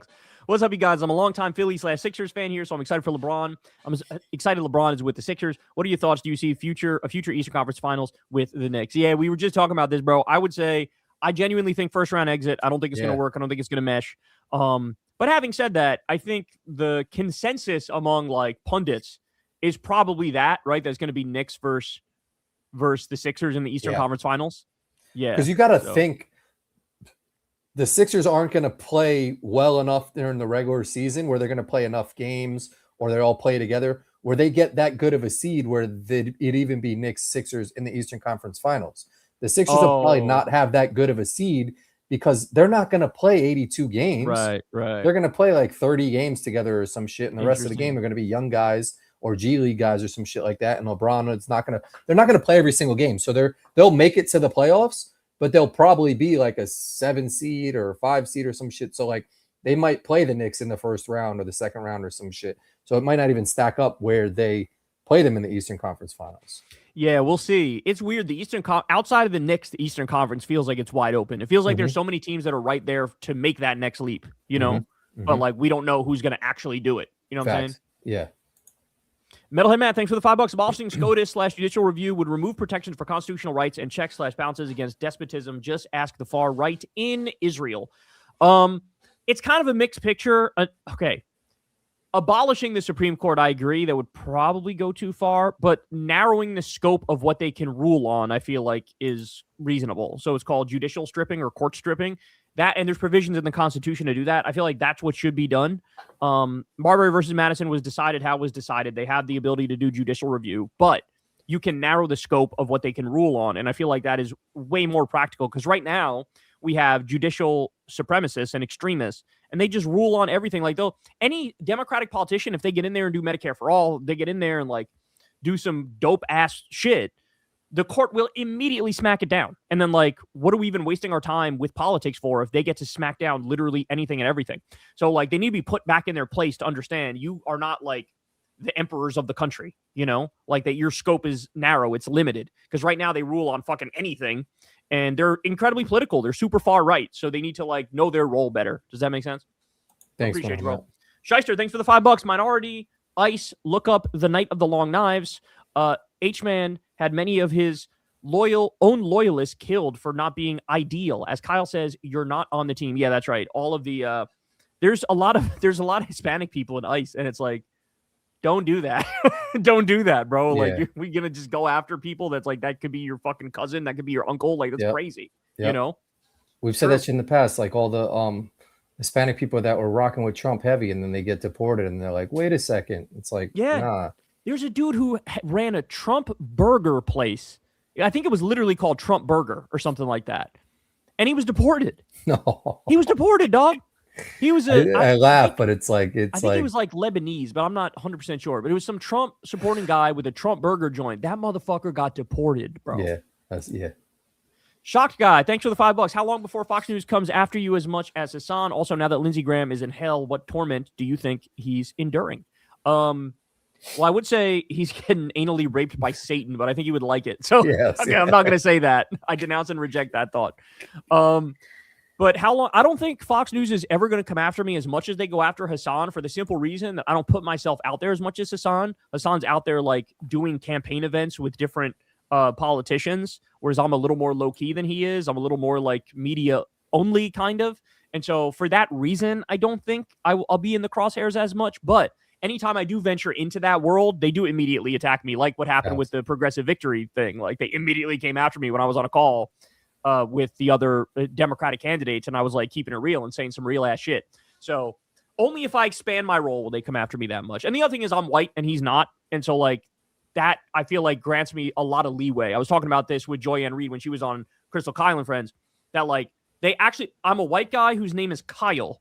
And like that by its very nature is unoffensive to them. You know, it's very like that guy gets a lot of leeway because that could be like my brother saying the shit. You know what I'm saying? Yeah. Whereas if you're black or if you're brown and you say the shit I say, they think like, oh, you're a terrorist immediately. Yeah. You know? Yeah. So there's that too. Hassan. Yeah. Thanks, Shakai. Some real news. Thanks for the $5. Do you think JD really believes in MAGA? Rubio, while they're the GOP frontrunners, MAGA is failing, but Dems are also hated. I don't think socialism can win, man. It depends how it's packaged, bro. It depends how it's packaged. Bernie was able to sell democratic socialism and make it very popular. Zoran is able to sell democratic socialism and make it really popular. It all depends. It all depends on who's selling it, how they're selling it, how charismatic they are. But it's certainly not the boogie word that it was in the past. Republicans are pretending like it's the past and trying to lean into it, but it's just not working.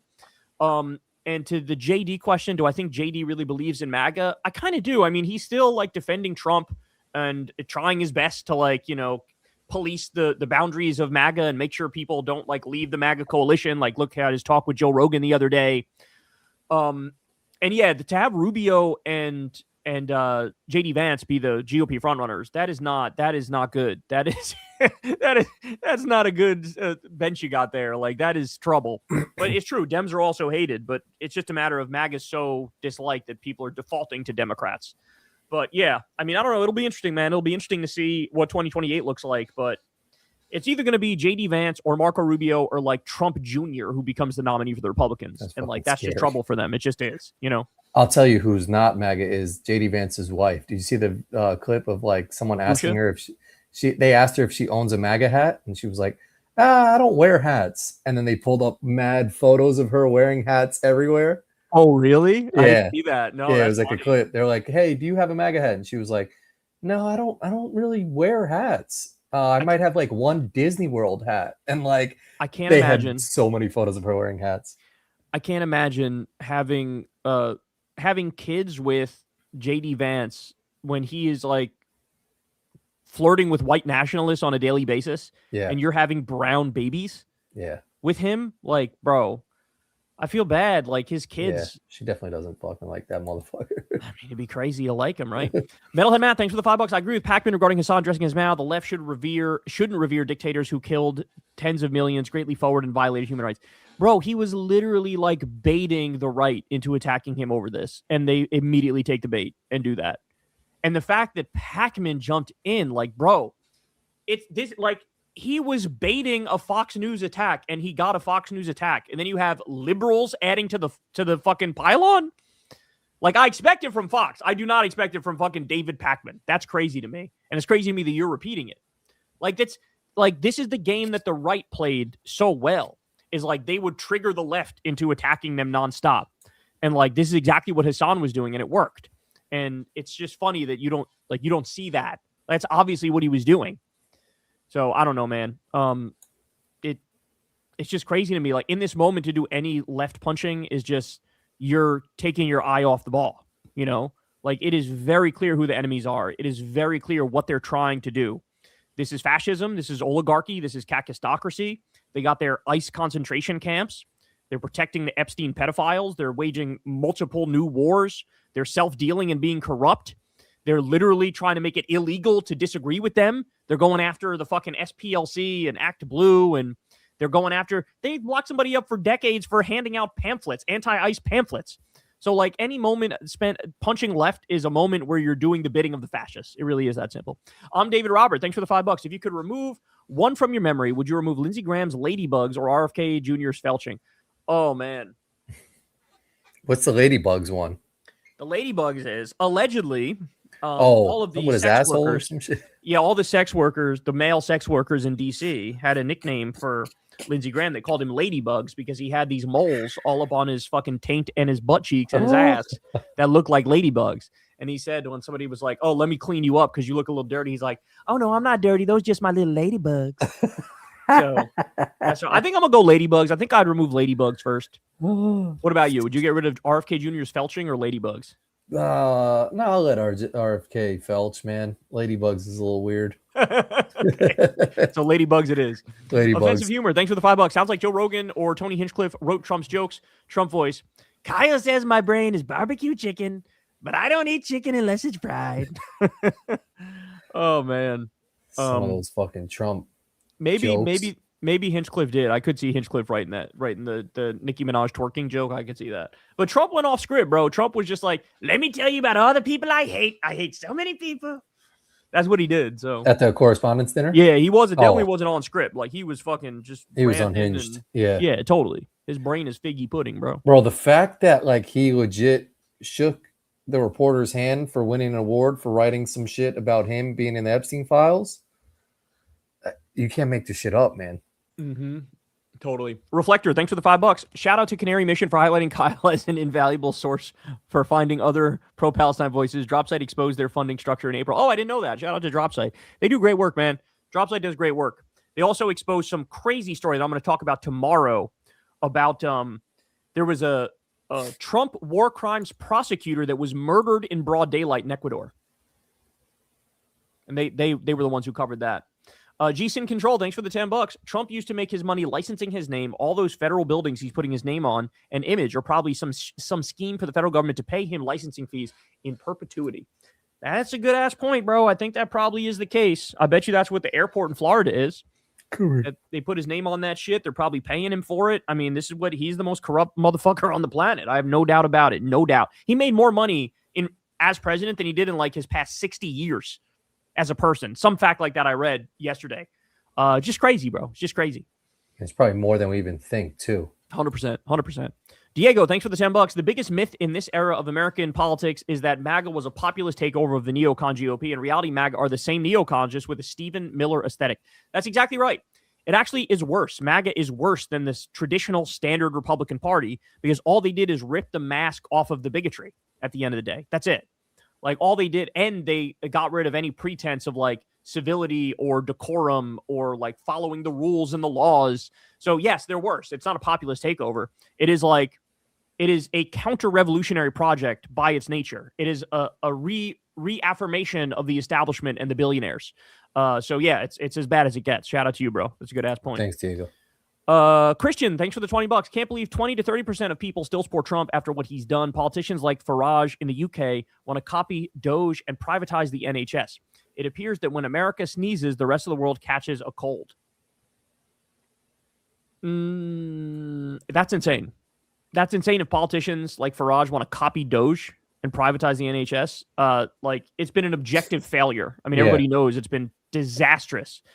And that's what I'm saying. Like, conservatism is a fucking mental disorder at this point. Like, if you can look at what has been done in the name of conservatism and say, we want to copy that, like, you're just not trying to make the world a better place.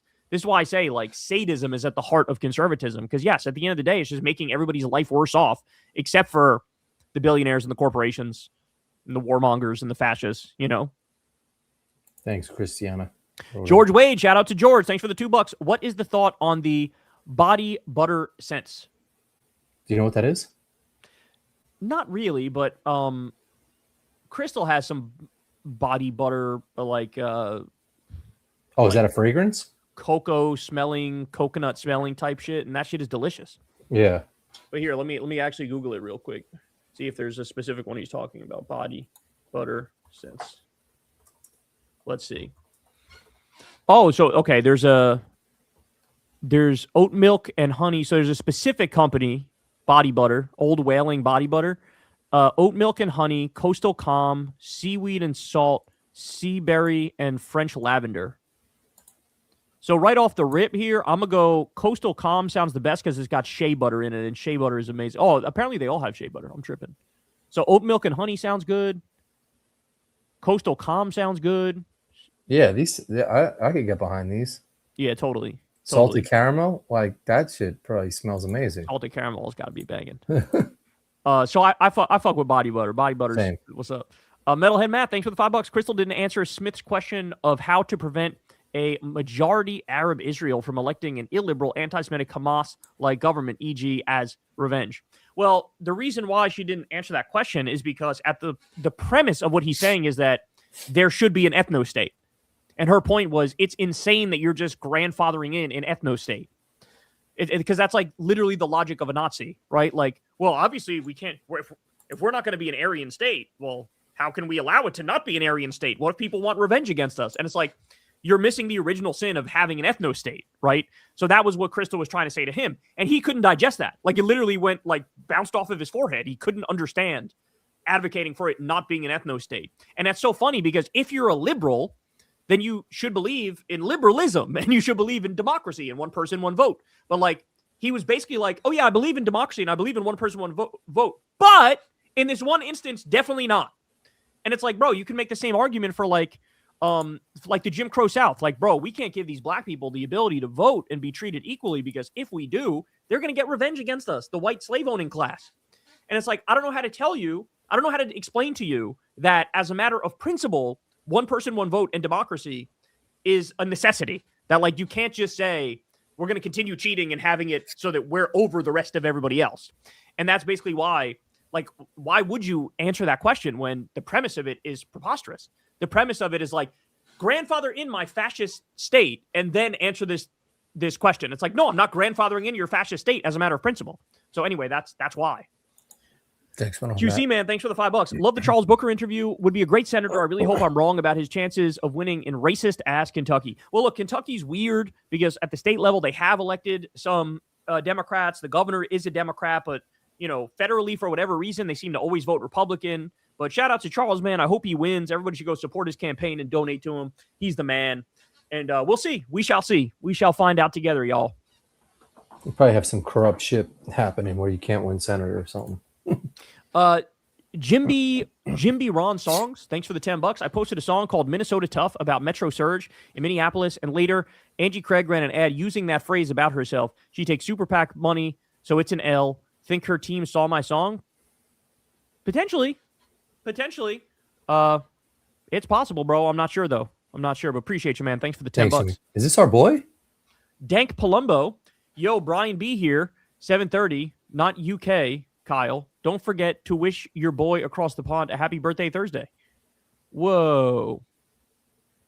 That's crazy. Brian knows about our podcast? No, this is weird as fuck. Right? Because doesn't the Brian that's your friend live in the UK? Yeah, but okay, so here's what I think happened.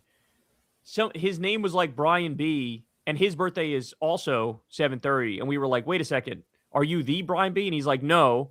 Not that Brian B, but we said we have a friend from the UK. Yeah, that's what I think happened. Got you. Okay. But yeah, shout out to you, Brian, because it was close. Like I remember Corin's birthday on the 15th. Yes, shout out to me for that shit. Yep. And ever since you told me the trick, I never forgot it. Ever since you told me the Neo song, not a single fucking year I forgot that shit. I remember every motherfucking year.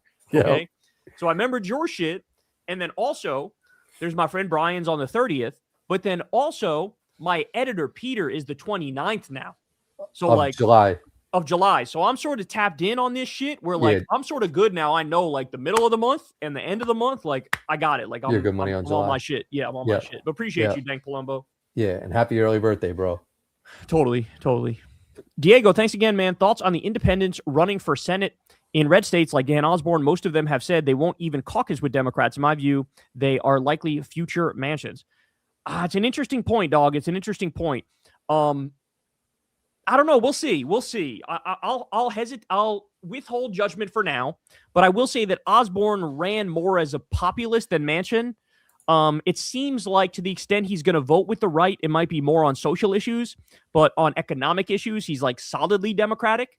So we'll see. That could be totally wrong. He could end up selling out. He could end up being like a Manchin. We'll all find out together. But as of right now, I'd say Osborne is probably going to be decent on economic issues. And my thoughts on them are exactly what you'd expect. I mean, 100% they're better. Vote for them over the Republicans, without a doubt, 100% all the time. And I think that in deep red states, it's a good idea. It's a good idea to distance yourself from the Democrats in a deep red state if you're running as an independent.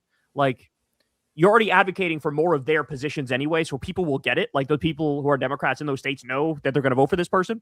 So, like, you need that distance. So, like, don't tarnish yourself with the brand of the Democrats in a deep red state, but run as an independent and then, vote with the Democrats largely.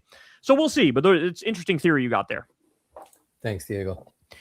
Stranger, thanks for the $25. Part one, I disagree with everyone last week who wanted you to do some stupid self-flagellation and apologize for his foreign platter. You're allowed to get one wrong. That said, shouldn't you stop requiring it of Tim Dillon?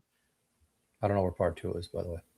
Okay, well, let me just say, I think there's a big difference between supporting a left-wing candidate who is running on awesome shit, who has allegations against him, versus somebody who rode hard for Donald J. Trump and refused to see the obvious truth, which was explained to him 78,000 times. I don't think those things are remotely fucking comparable. Not remotely comparable. I think he's got a lot to own up for. He's got a lot to own up for that shit. Whereas the Plattner thing, people who pretend like they have answers and they know what happened and they have like really firm thoughts on it, I just think they're being silly. I think they're being ridiculous. Yeah, exactly. So anyway, that's how I'd respond to that. Thank you though, bro. Cap, thanks for the $10, Kyle. I would like to correct you on the Mujahideen because you made this claim multiple times. They did not become the Taliban. Two totally different things. Please inform yourself on this topic. I did. I read that a long time ago. I said they became Al-Qaeda and the Taliban. Let's see. Let's look this up real quick. Did the Mujahideen become the Taliban and Al-Qaeda? Let me look this up real quick. No, the Mujahideen as a whole did not simply become the Taliban and Al-Qaeda. Rather, both groups emerged as distinct offshoots from specific factions of the fragmented Mujahideen movement after the Soviet-Afghan War. Yeah, so that's actually totally defensible the way I described it. It's just not a hard and fast rule. They both groups emerged as distinct offshoots from specific factions of the Mujahideen. So yeah, I mean, it's the tale as old as time. We give a bunch of money to people who are fighting the Soviets because they're fighting the Soviets and we hated communism. And then, whoa, look at that. Those groups turned out to be fucking extremists and they're like insane terrorists. Like that's the point, you know? Thanks, Cap. Check you later. Thanks for the $5, Kyle. I was watching your video on Trump's mental collapse. Let's hope it's any day now that he goes. Love you, brother. Have a great summer. Thank you, bro. You too. And any day now, dog. Any day now. It really is starting to feel like that, isn't it? It really is starting to feel like that. Thanks. Check you later. Jason, thanks for the $5, Kyle. How does Crystal prepare to take down these corporate Democrats? Imagining it's like watching Ali or Tyson in their prime masterclass. Yeah, man. I mean, credit to her, bro. She's good with the fight. Like, she's good with fucking doing these interviews and these debates. You know, there's a lot of people who are just not. They just wouldn't be comfortable doing that. But she's like, I don't give a fuck. Like, I'm going to lean in. I'm going to do my shit. I'm going to tell the truth. And then if people like it, they like it. If they don't, they don't. So, I mean, shout out to her, man. It's a real killer mindset, and she freaks it. Thanks, GC. CK Progressive, thanks for the $20. It's been a great day for Michigan, guys. The new Gordie Howe Bridge finally got opened. Plus, Abdul and Haley just debated again, and Abdul won. She got hammered on the APAC money. Replays on the Fox 2 Detroit YouTube channel. Yeah, I like I said, I've been seeing the clips. I saw some clips, and it looked like he did a phenomenal job. So, man, Michigan voters, do not let me down, bro. Do not let me down, Michigan. This is a big one. This race is like arguably one of the biggest, as is the Cori Bush race. These are arguably some of the biggest races in the country in terms of dictating the future of the Democratic Party, you know? Thanks, CK. Awesomely curious. Thanks for the $5. Hiya. There's a lesson to be learned with the Plattner fallout. Black, brown, and some women voices were red flags for months. We can't slip up like this again. Well, I mean, Troy Jackson is in there now, and so we're in a better position than we would have been beforehand. So we'll see. I think that the polls show him being a favorite. The betting markets show him being a favorite, and I think it's likely that he'll win, although I'm not 100% sure about that. But yeah, I mean, we'll see. I don't know if there will be another candidate that's number one, that charismatic and that good on the issues and on the stump, but two, also has a background with that many issues, right? Like, I think that's a rare, I wouldn't say once in a lifetime thing, but it's like a 1% type thing. So I think moving forward is probably going to be like, look, like somebody like Abdul, he's got a fucking squeaky clean history. And he's great on all the issues too. So hopefully we get more of that. But I will also say that in the era of the internet, in the era of social media, where everybody's shit is out there all the time, 24/7, I do think there's going to be a lot of candidates that have like a lot of shit in their background, in the sense that you can dig up comments they made on social media or things they said or people they dated or whatever. And so like, there is going to have to be some acceptance on the left of like some amount of humanity among our people, where like we actually shouldn't demand perfectly squeaky clean. You know what I'm saying? And like, not do the right's work for them by like kneecapping some of our strongest fighters. And I do feel like we have a penchant of doing that. So we'll see. But again, he's a rare candidate. So perhaps we won't be faced with that big of a downside where he's so many upsides, but a lot of questions as well. Cartoon, thanks for the $5. Thoughts on Elon mad over the success of the Odyssey and him wanting to make an AI historical accurate film of it and give Mel Gibson $100 million to direct? I mean, he's like a parody of a person at this point. Like he's like a walled off trillionaire who's like delusional from all the ketamine he's done. And he's so fucking bigoted and racist and so much of a Nazi that he's like, I can't stand this movie because there's some black people in it and a trans person in it. I mean, it's beyond parody at this point. And for him to say, I want to make an AI historically accurate film, like, what the fuck are you talking about? Did you actually say that? Yes, he did. And give Mel Gibson $100 million to direct. Oh, my days. Like, I don't know, man. That's another one that I feel like any day now. Why? Because he's clearly like a drug addict and he's out of control and he looked like a bloated corpse. I don't know if you saw the video I did of him being grilled by that Economist reporter, but he looks like a fucking bloated corpse. So I don't know. That guy might not be with us that much longer either. Yeah, he's going through a lot. Brian, thanks for the $5. Turned 26 today. Been listening since I was 13, so I spent half my life listening. Usually listen on Spotify to subject my Uber passengers to. That's hilarious, bro. That is so funny. I can imagine some like couple sitting in there going, "Oh my word, what is this man?" Because I'd be going hard sometimes, and like I don't know if it's safe Uber listening, but I appreciate that, bro. And shout out to you, man. Happy birthday. That's awesome. Happy birthday. You're part of Corin's birth month. Awesome fucking month here. I'm a big fan of July. I love the summer. And that's crazy that you've been listening since you were 13, man. That is like, it's hard for me to wrap my mind around. Half of his life is wild. Half your life, bro.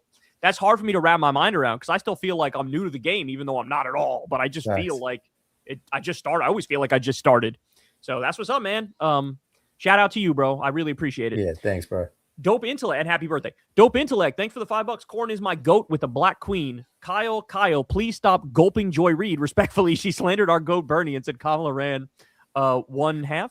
Oh, no, Kamala ran a 1 of 2. So there's another part to this one. I do have a response for you, but I'm waiting to see if Corin can find this perfect campaign. Aside from her 2 great takes, what separates her from Jake and Dana punk asses? I love you, Kyle and Crystal Kulinski. Number 2, shout out Molly BQ. Shout out Molly, bro.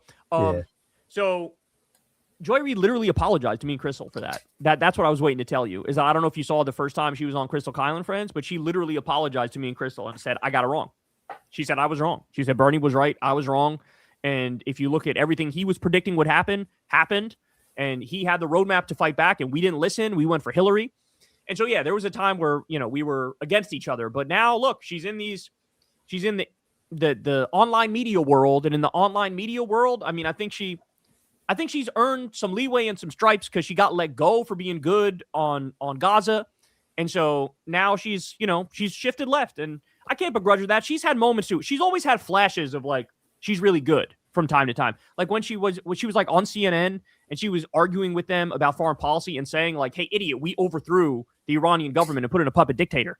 Like, of course they're going to hate us, you idiot. Like that. And so she's always had that in her. And now it's just, she's able to fly free. Like seeing her totally free now, whereas before she was like had to be more in the professional lane and she had to stay more on script. So I love Joy, and I'm happy that she's now on our side now. It's a powerful voice to have her on our side, and I can tell you from doing the podcast with her in person that first time, bro, she's a phenomenal communicator in a way that I didn't fully appreciate until being in the room with her. I'm like, oh shit, she's really good. So anyway, the Joy Reid love will continue.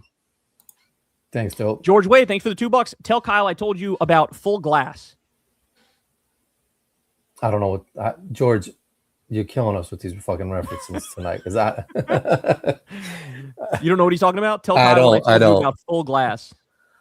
I don't. Text it to him, George. Text it to him. Text me. Cap, thanks for the $10. Kyle, David A. Packman subliminally dissed you on Gavin Newsom's podcast. He said content creators who don't take any advertiser money are still not truly independent.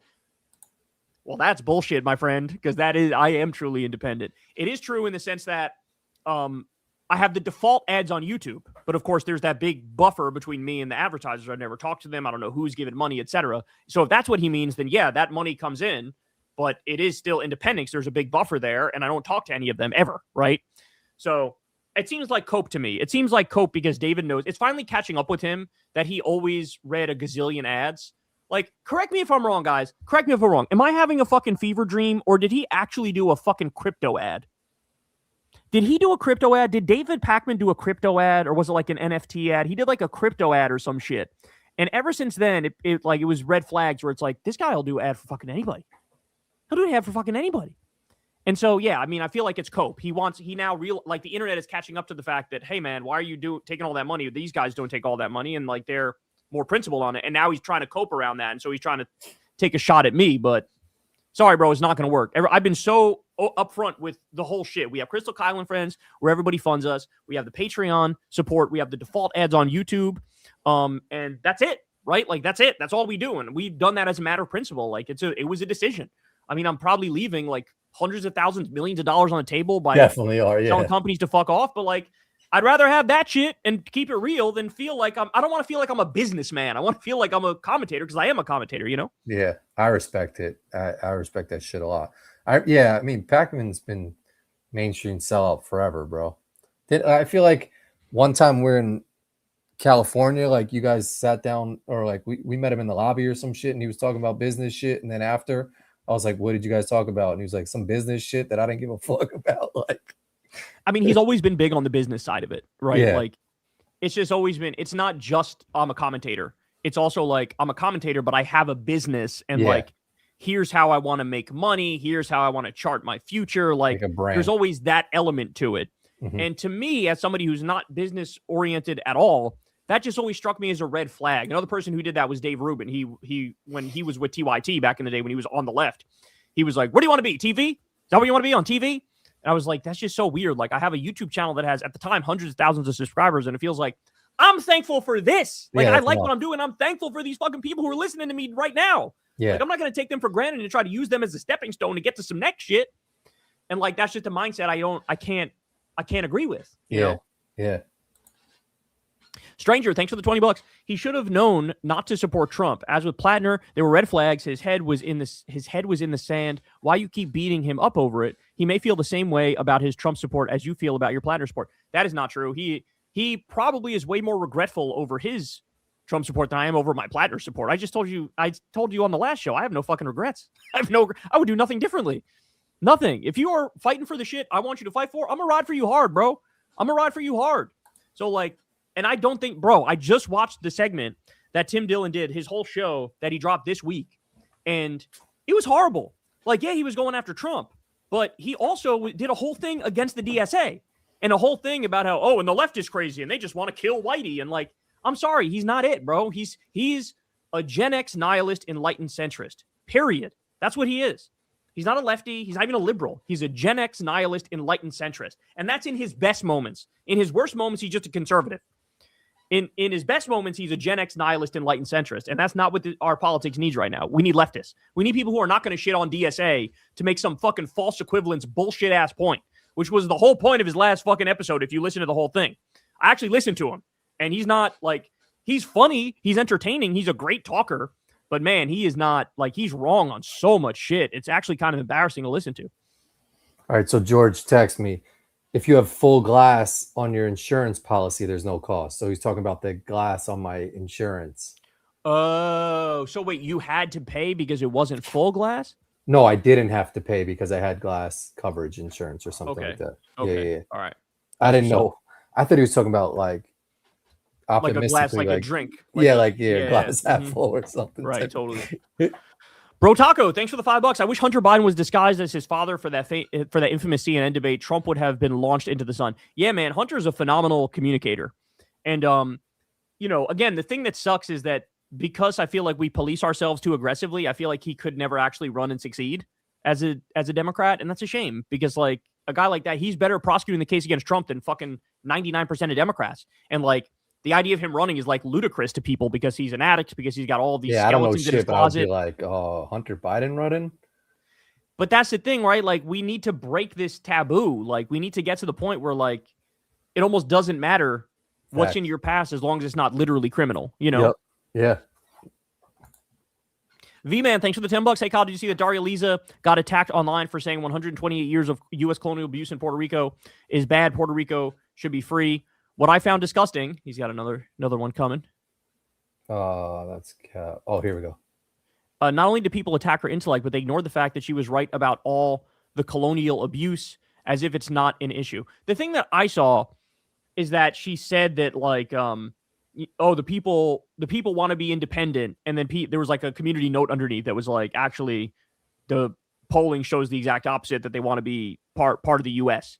So that's what I saw people go after her on. I didn't see this other stuff that you're talking about, but yeah, I mean, it's possible that they were also going after her for something that she said where she was totally correct. I'm not sure, but I know there's an issue you care deeply about. So anyway, that's interesting stuff, bro. But we appreciate it. Thanks for the $5, man. Cap, thanks for the $10. What's a good response to Maduro having an arrest warrant against him and how it justifies him being abducted? I was arguing about this with my right-wing coworker, and I couldn't muster up a rebuttal. I mean, the answer is pretty simple. It's like, why is it the only time the arrest warrant matters is when it's an official U.S. enemy, right? But the other thing is, I think that the arrest warrant was totally concocted. It was totally made up. Like, they don't actually have evidence internationally against Maduro. My understanding was that they went to a U.S. court and mustered up like a bullshit arrest warrant. And like, he's not subject to U.S. laws. He's subject to international law and to Venezuelan law. But like, and this is their strategy moving forward too, by the way, to do regime change. It's like, go to muck up some bullshit ass warrant, go to some court with some bogus ass charge, muck up a bullshit warrant, and then go arrest foreign leaders and bring them to the U.S. And like, that's ludicrous. Could Iraq decide we have an arrest warrant for Barack Obama over his drone war and just like go kidnap Barack Obama, bring him to Iraq, and then try him there? Like, that's impossible. No, of course, that never happened. So that's my understanding of what happened. Is he doesn't have an international arrest warrant as Netanyahu does. I think he has a bullshit U.S. warrant where they went to they shopped for a MAGA judge and got some bullshit warrant and then just kidnapped him and started stealing his oil and his fucking gold. So yeah, I mean, it's like arresting him was part of like a literal criminal scheme that they put together. It is nowhere near the same thing as arresting Netanyahu. He's still in jail in like Brooklyn or something. Not only is he still in prison here, he's in 23-hour lockdown. He's in solitary confinement 23 hours a day. God damn. And Trump is trying to get him to say that he stole the election for Biden. It's insane. It's fucking insane. And he might do it too. He might say it. Shit, not you again. Thanks for the $5. Mercury and Ford were literally the same vehicles. Same with Toyota and Lexus, even Scions. Remember those? Absolutely. Scions used to be all the hot girls when we were in high school would drive the Scions. They all had Scions. Oh my gosh. Yeah. I forgot about the Scions. All right, we got like 25 minutes left. We'll get to some of the bigger ones and then pop around. V-Man, thanks for the $10. Just for context, Puerto Rico's domestic referendums are controlled by the right-wing pro-statehood party with zero input from other parties. In 2020, they removed all sovereignty options from the ballot. Oh, interesting. So you're saying it kind of like rigged it. Yeah, I mean, it's possible. Joseph, thanks for the $10. For the Dem primaries, the candidate that is the most anti-war will win the nomination in general election. For every election since 2008, the candidate that ran is the more anti-war candidate one. You know, Joseph, that's actually a really good point. That I do think that was the main reason Obama beat Hillary, because they were in kind of a close race. And Hillary came out for universal health care, and Obama wasn't for universal health care. He was for, basically like the middle of the road option, the individual mandate system. And yeah, so I was with Hillary on the universal health care thing, but I was with Obama on the war thing, and I ended up voting for Obama because of the war thing. So yeah, I mean, maybe you're right. War so much. What's that? What do you mean anti-war? Like, why were you with him for war? Well, I was with him against the war. Like anti-war. Like he was running against the Iraq war. Got you. And Hillary wasn't. And so like I was like, okay, universal healthcare and the war, and like I had to pick between the two, and I ended up going with Obama because the war probably mattered to me a little more, and I also thought he was just like a better candidate, right? Got you. So, but yeah, I mean that's a good point. So that's a good thing to put out there for all the Democratic candidates is like, hey, if you want to win, like you got to be the most anti-war of everybody on stage, Facts.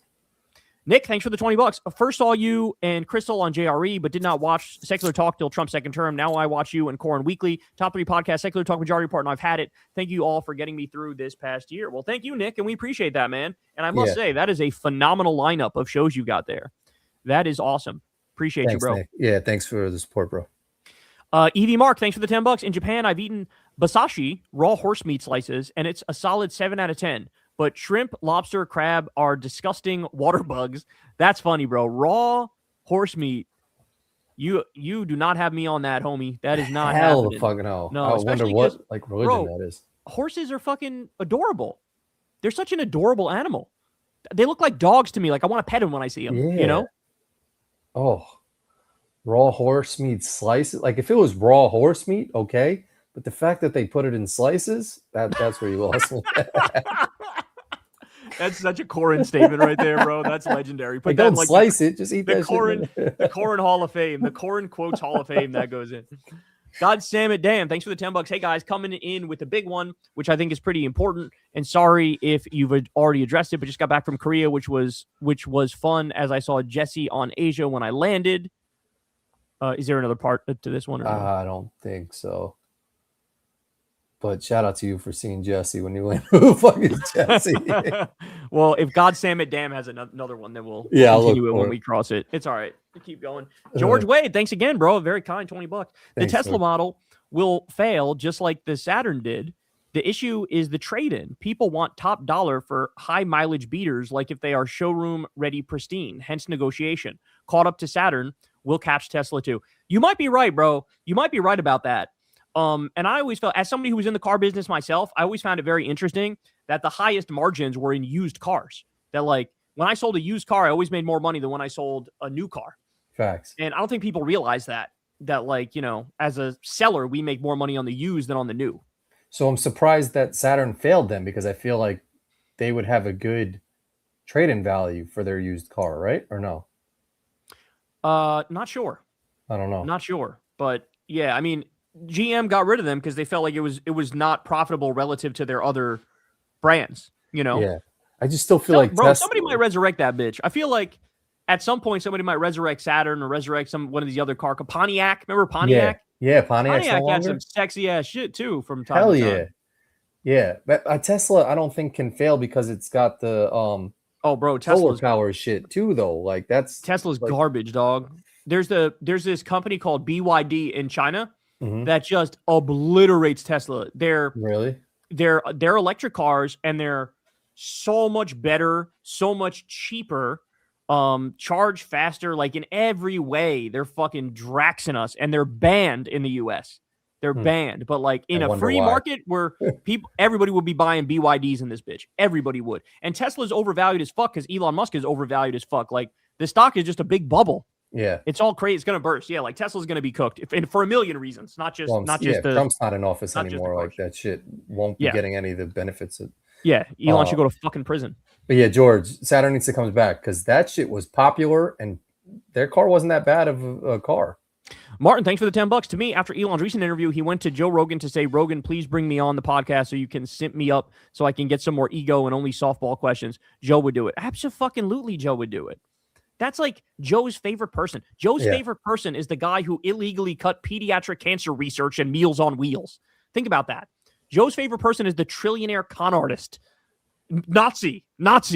So yeah, that's 100% right. 100% right.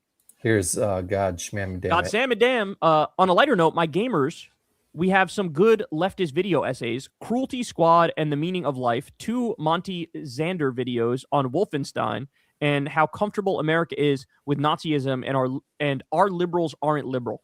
You know, that to that last one, Vosh makes that point all the time. He says, like, there's no actual liberals left because so many of the liberals are okay with like apartheid and like atrocious things. So like they're not actually representing liberal values. So yeah, that would be an interesting one. Our liberals aren't liberal. That's a good video title too. Appreciate you, bro. Craigie, thanks for the $20.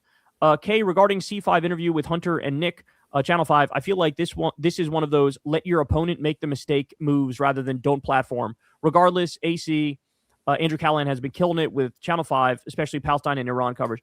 Yeah, I like him, bro. He does great coverage. The journalism that AC and Shane Smith are doing is what we need. And it reminds me of the early days of Vice when it was gritty before they sold out. They're also getting interviews that no one else is. That speaks volumes. I think you're right, Craig.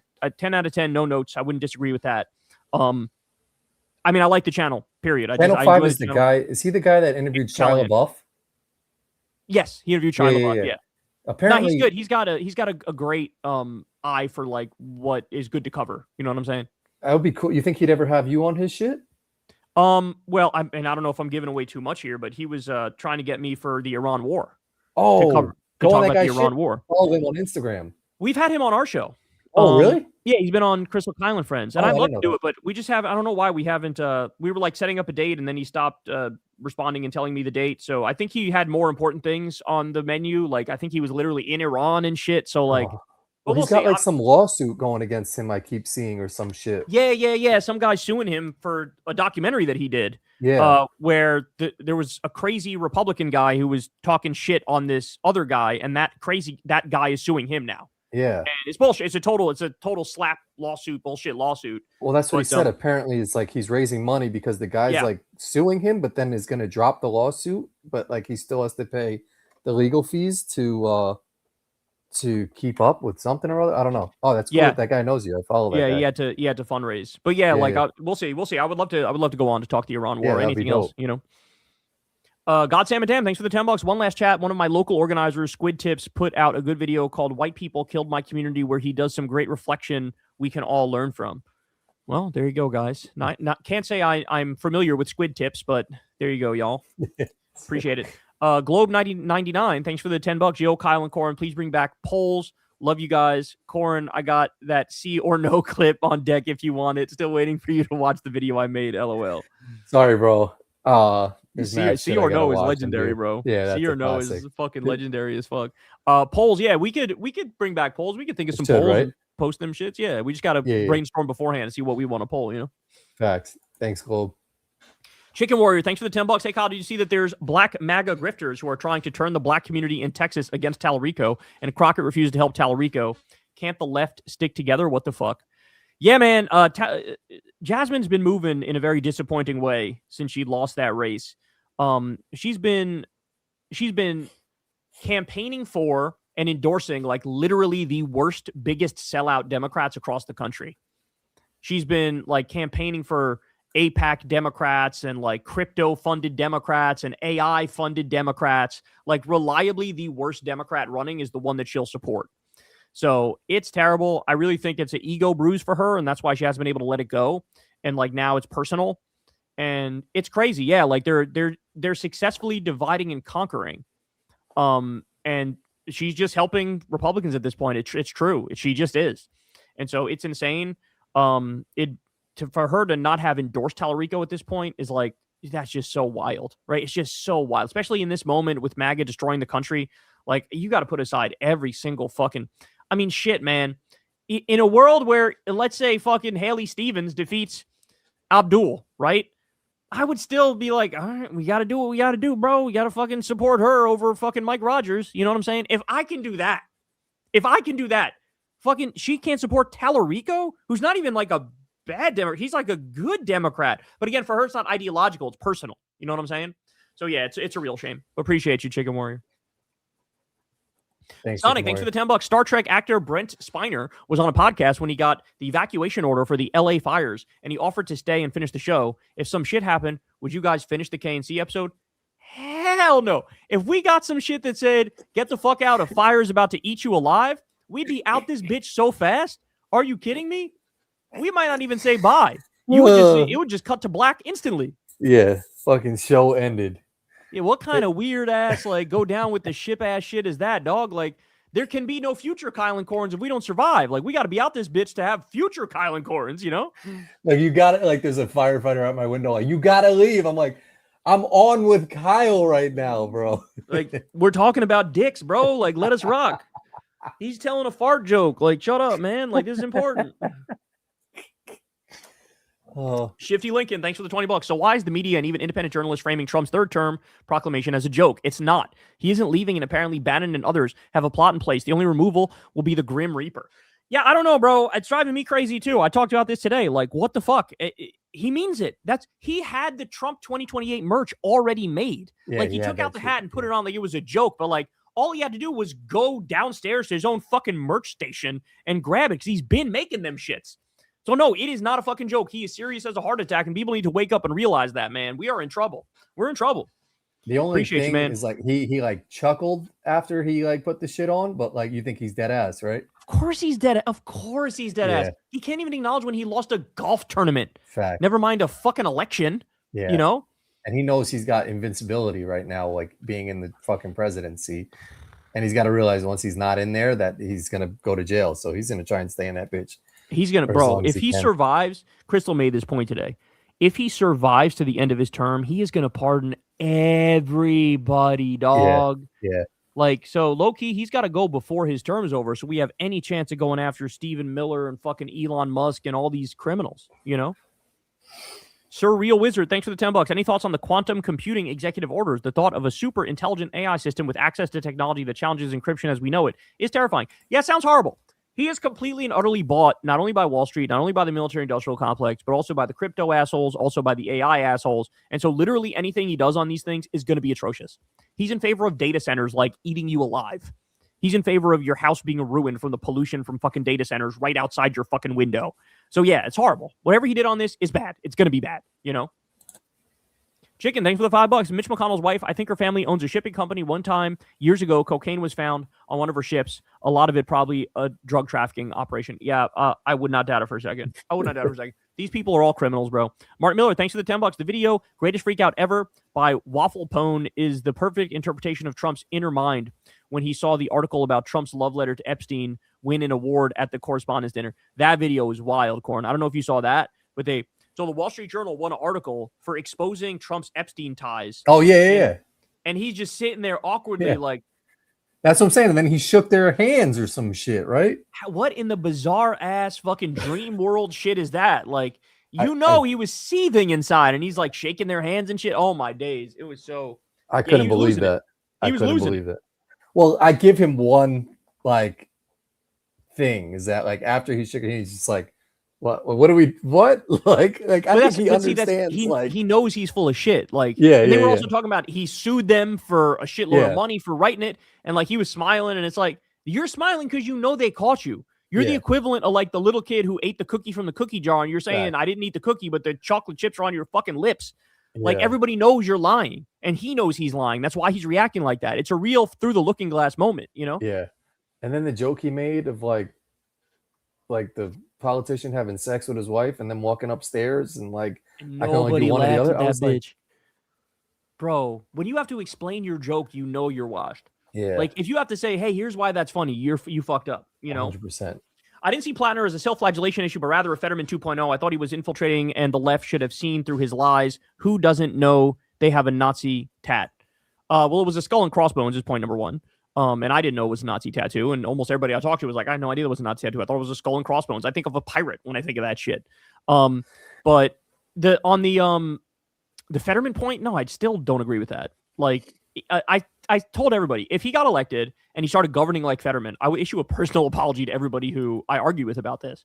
But we're never going to learn that because he's not going to get to office because the allegations, and now he's gone, right? But I still think there's no way he would have fucking been like that. And that's probably why they were releasing all the shit and went whole hog against him.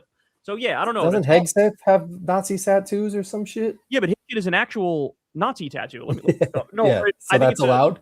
I think it's a Christian supremacist. Let me look it up. Pete Hegseth. Let's see what this one is.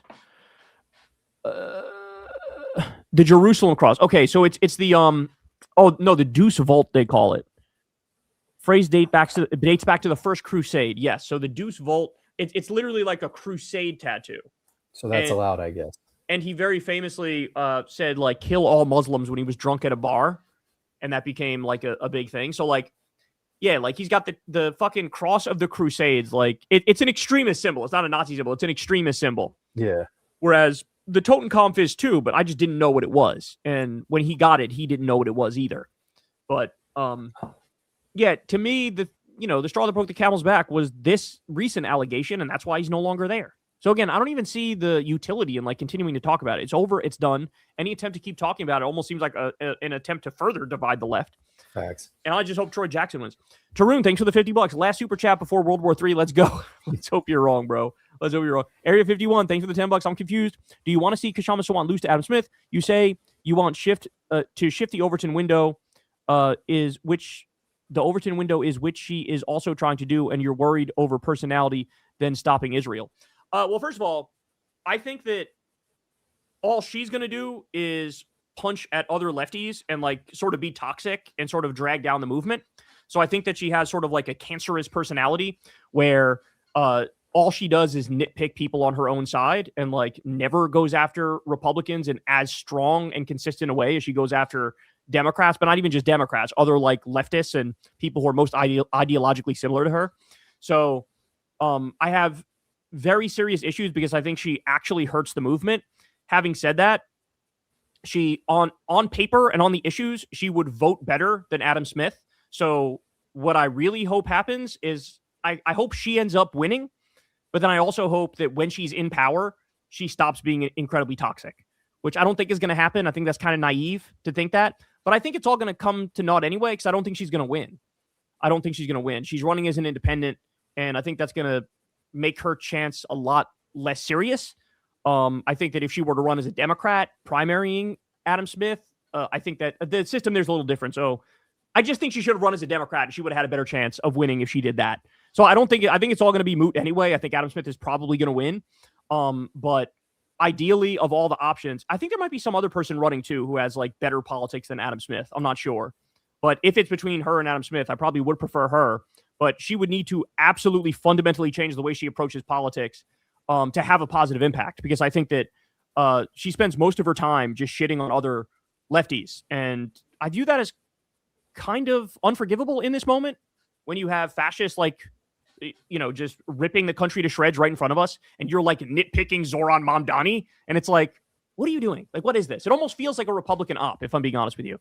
It almost feels like an op to divide the left. So she would be a vote that's better than Smith, but like she's really got to fucking clean her shit up. Like, just no doubt about it. In Tune Knitter, thanks for the $10. Coming from Romania, I think there is a concern of what comes after fascism, i.e. Ceausescu, but these DSA candidates aren't our gateway into leftist extremism. That's just silly, like AOC said.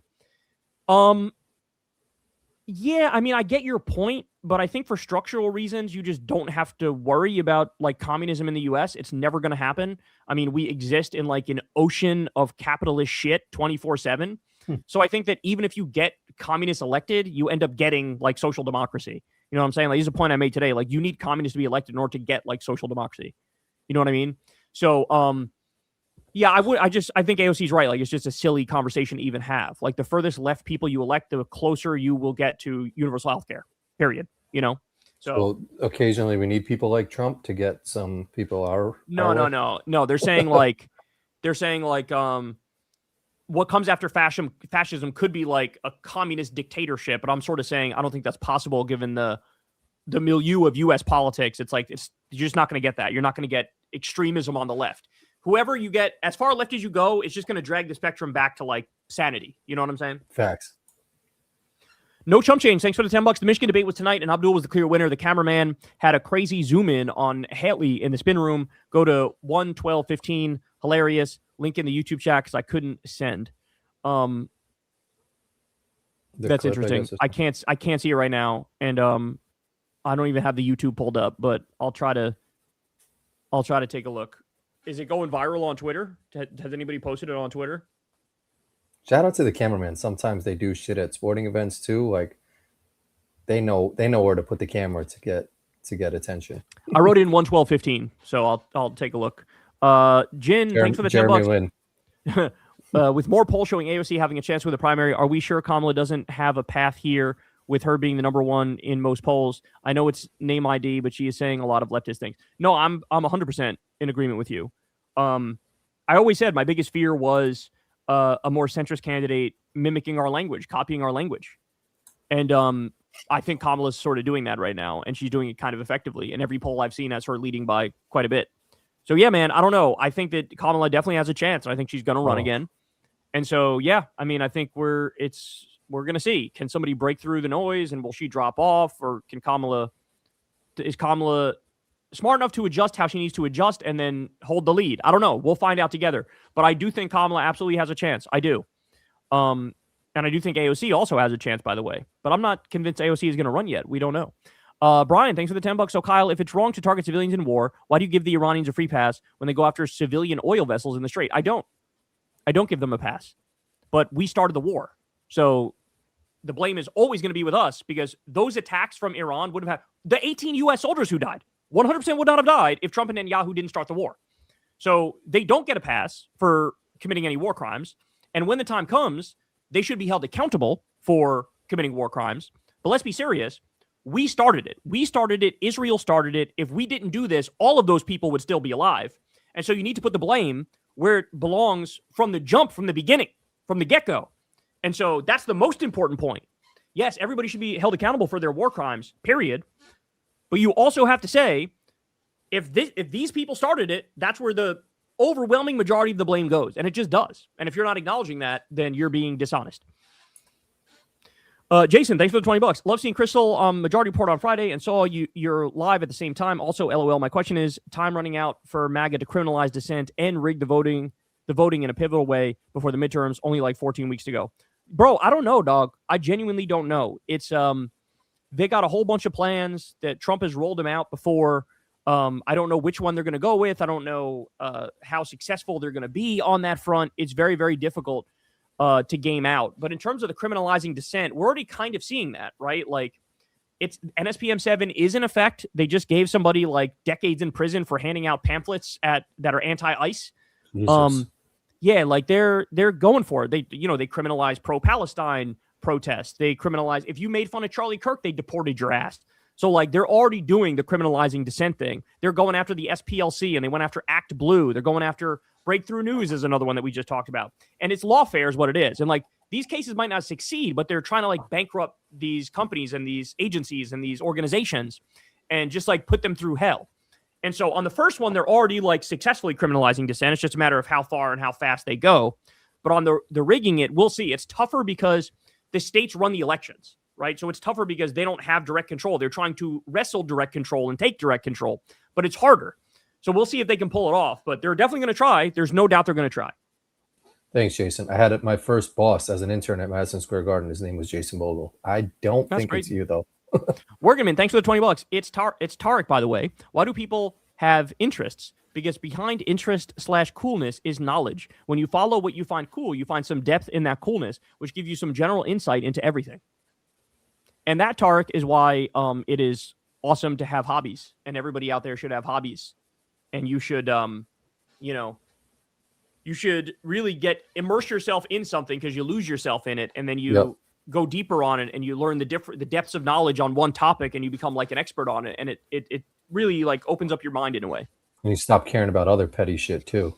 Facts. G. Gibberson, thanks for the $20. My ride or die best pal from high school had an aneurysm last night, and seeing you guys hang reminds me of how lucky I was to have him as a lifelong pal, praying he pulls through and his family and I get some more QT.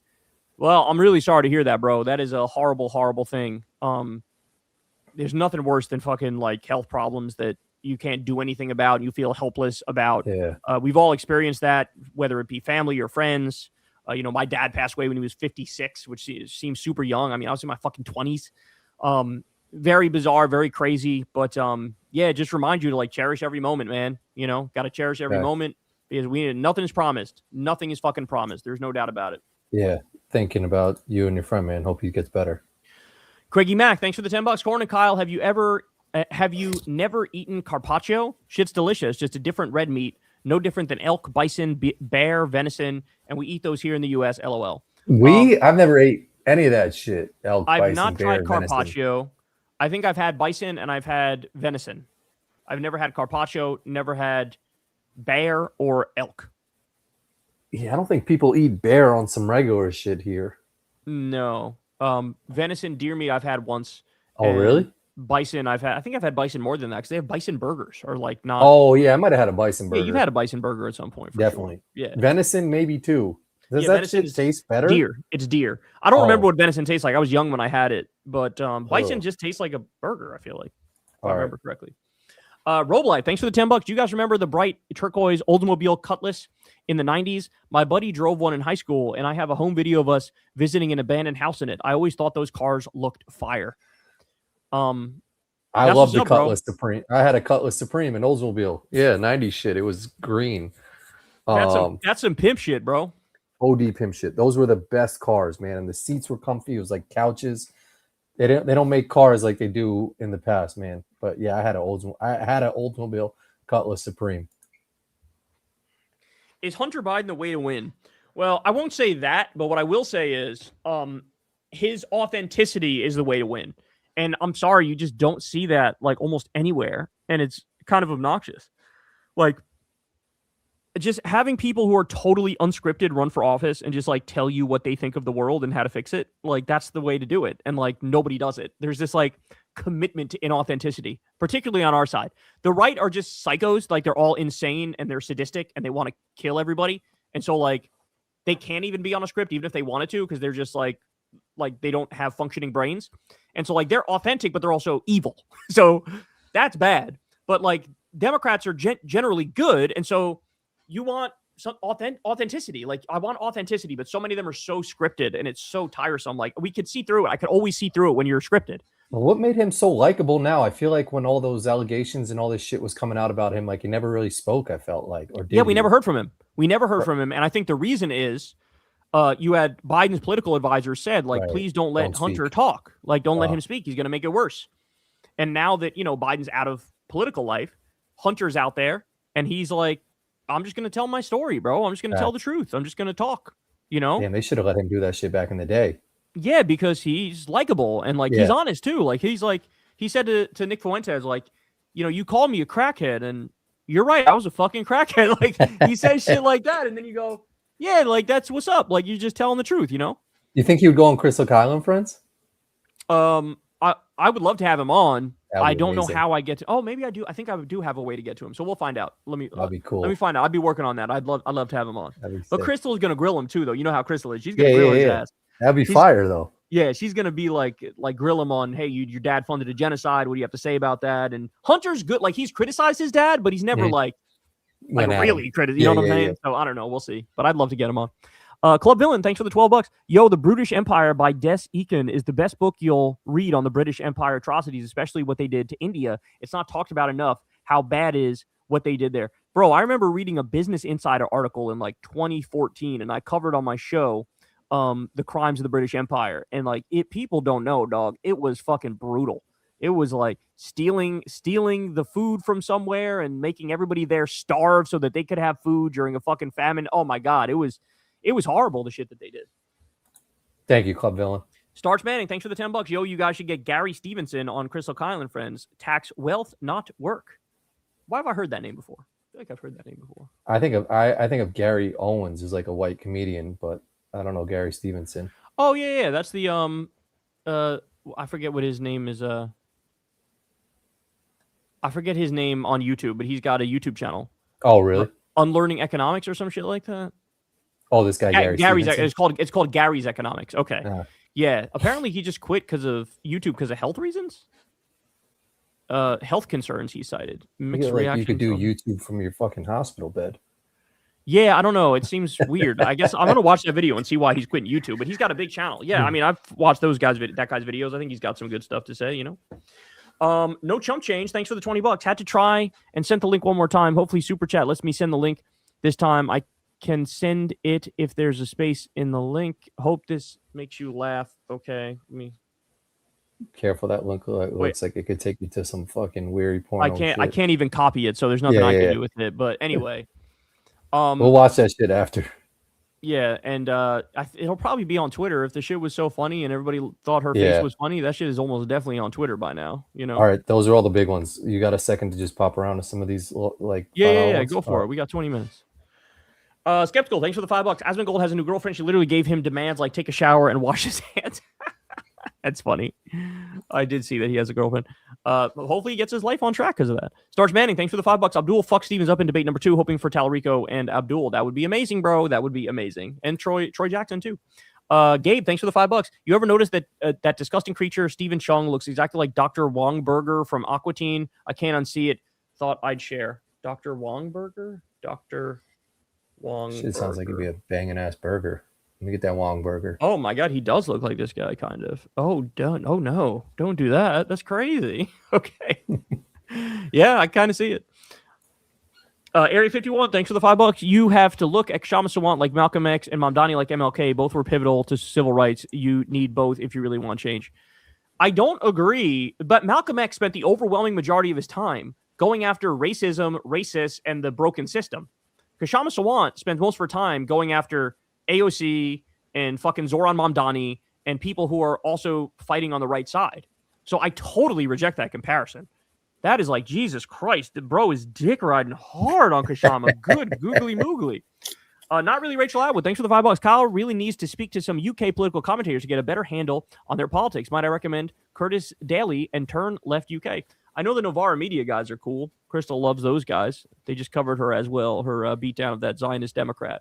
So appreciate you, Rachel. Thanks, Rachel. Darth Leftist, thanks for the $5. Why is it okay for us to constantly attack libs like Haley Stevens, but when we get attacked back, it's why attack us? Look at what Trump is doing. Well, first of all, she started all of it. Like I have been on a ridiculously kind-hearted, OD over the top, nice streak of really focusing on the liberal leftist alliance and getting in bed with these people, making friends with these people, stressing our similar goals. And then without fail, every fucking time I bend over backwards to be extra nice and extra kind. And they're always the ones who end up throwing a punch in a left-wing direction. Right? Like how many people have gone after Hassan Piker for what he wore to a speech at the same time Trump is committing all these fucking atrocious crimes. And now you're left punching.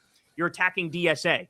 Okay. So I reject the idea that it's somehow equal or where worse. Like, no, I've really bent over backwards for this liberal leftist alliance. And I still believe in it because in my opinion, the liberal voters are 100% with the leftists. And they are like, that's how they're voting. That's how they're thinking. That's how they're talking.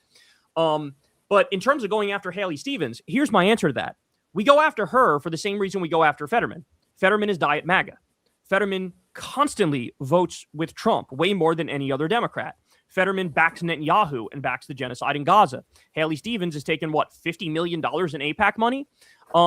There are certain things that are moral red lines, and that's a moral red line. Like, I'm sorry, if you're proclaiming your Diet MAGA, you are saying, I am half not in the tent with you.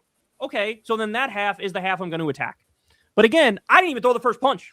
They attack left first, and then we respond to it.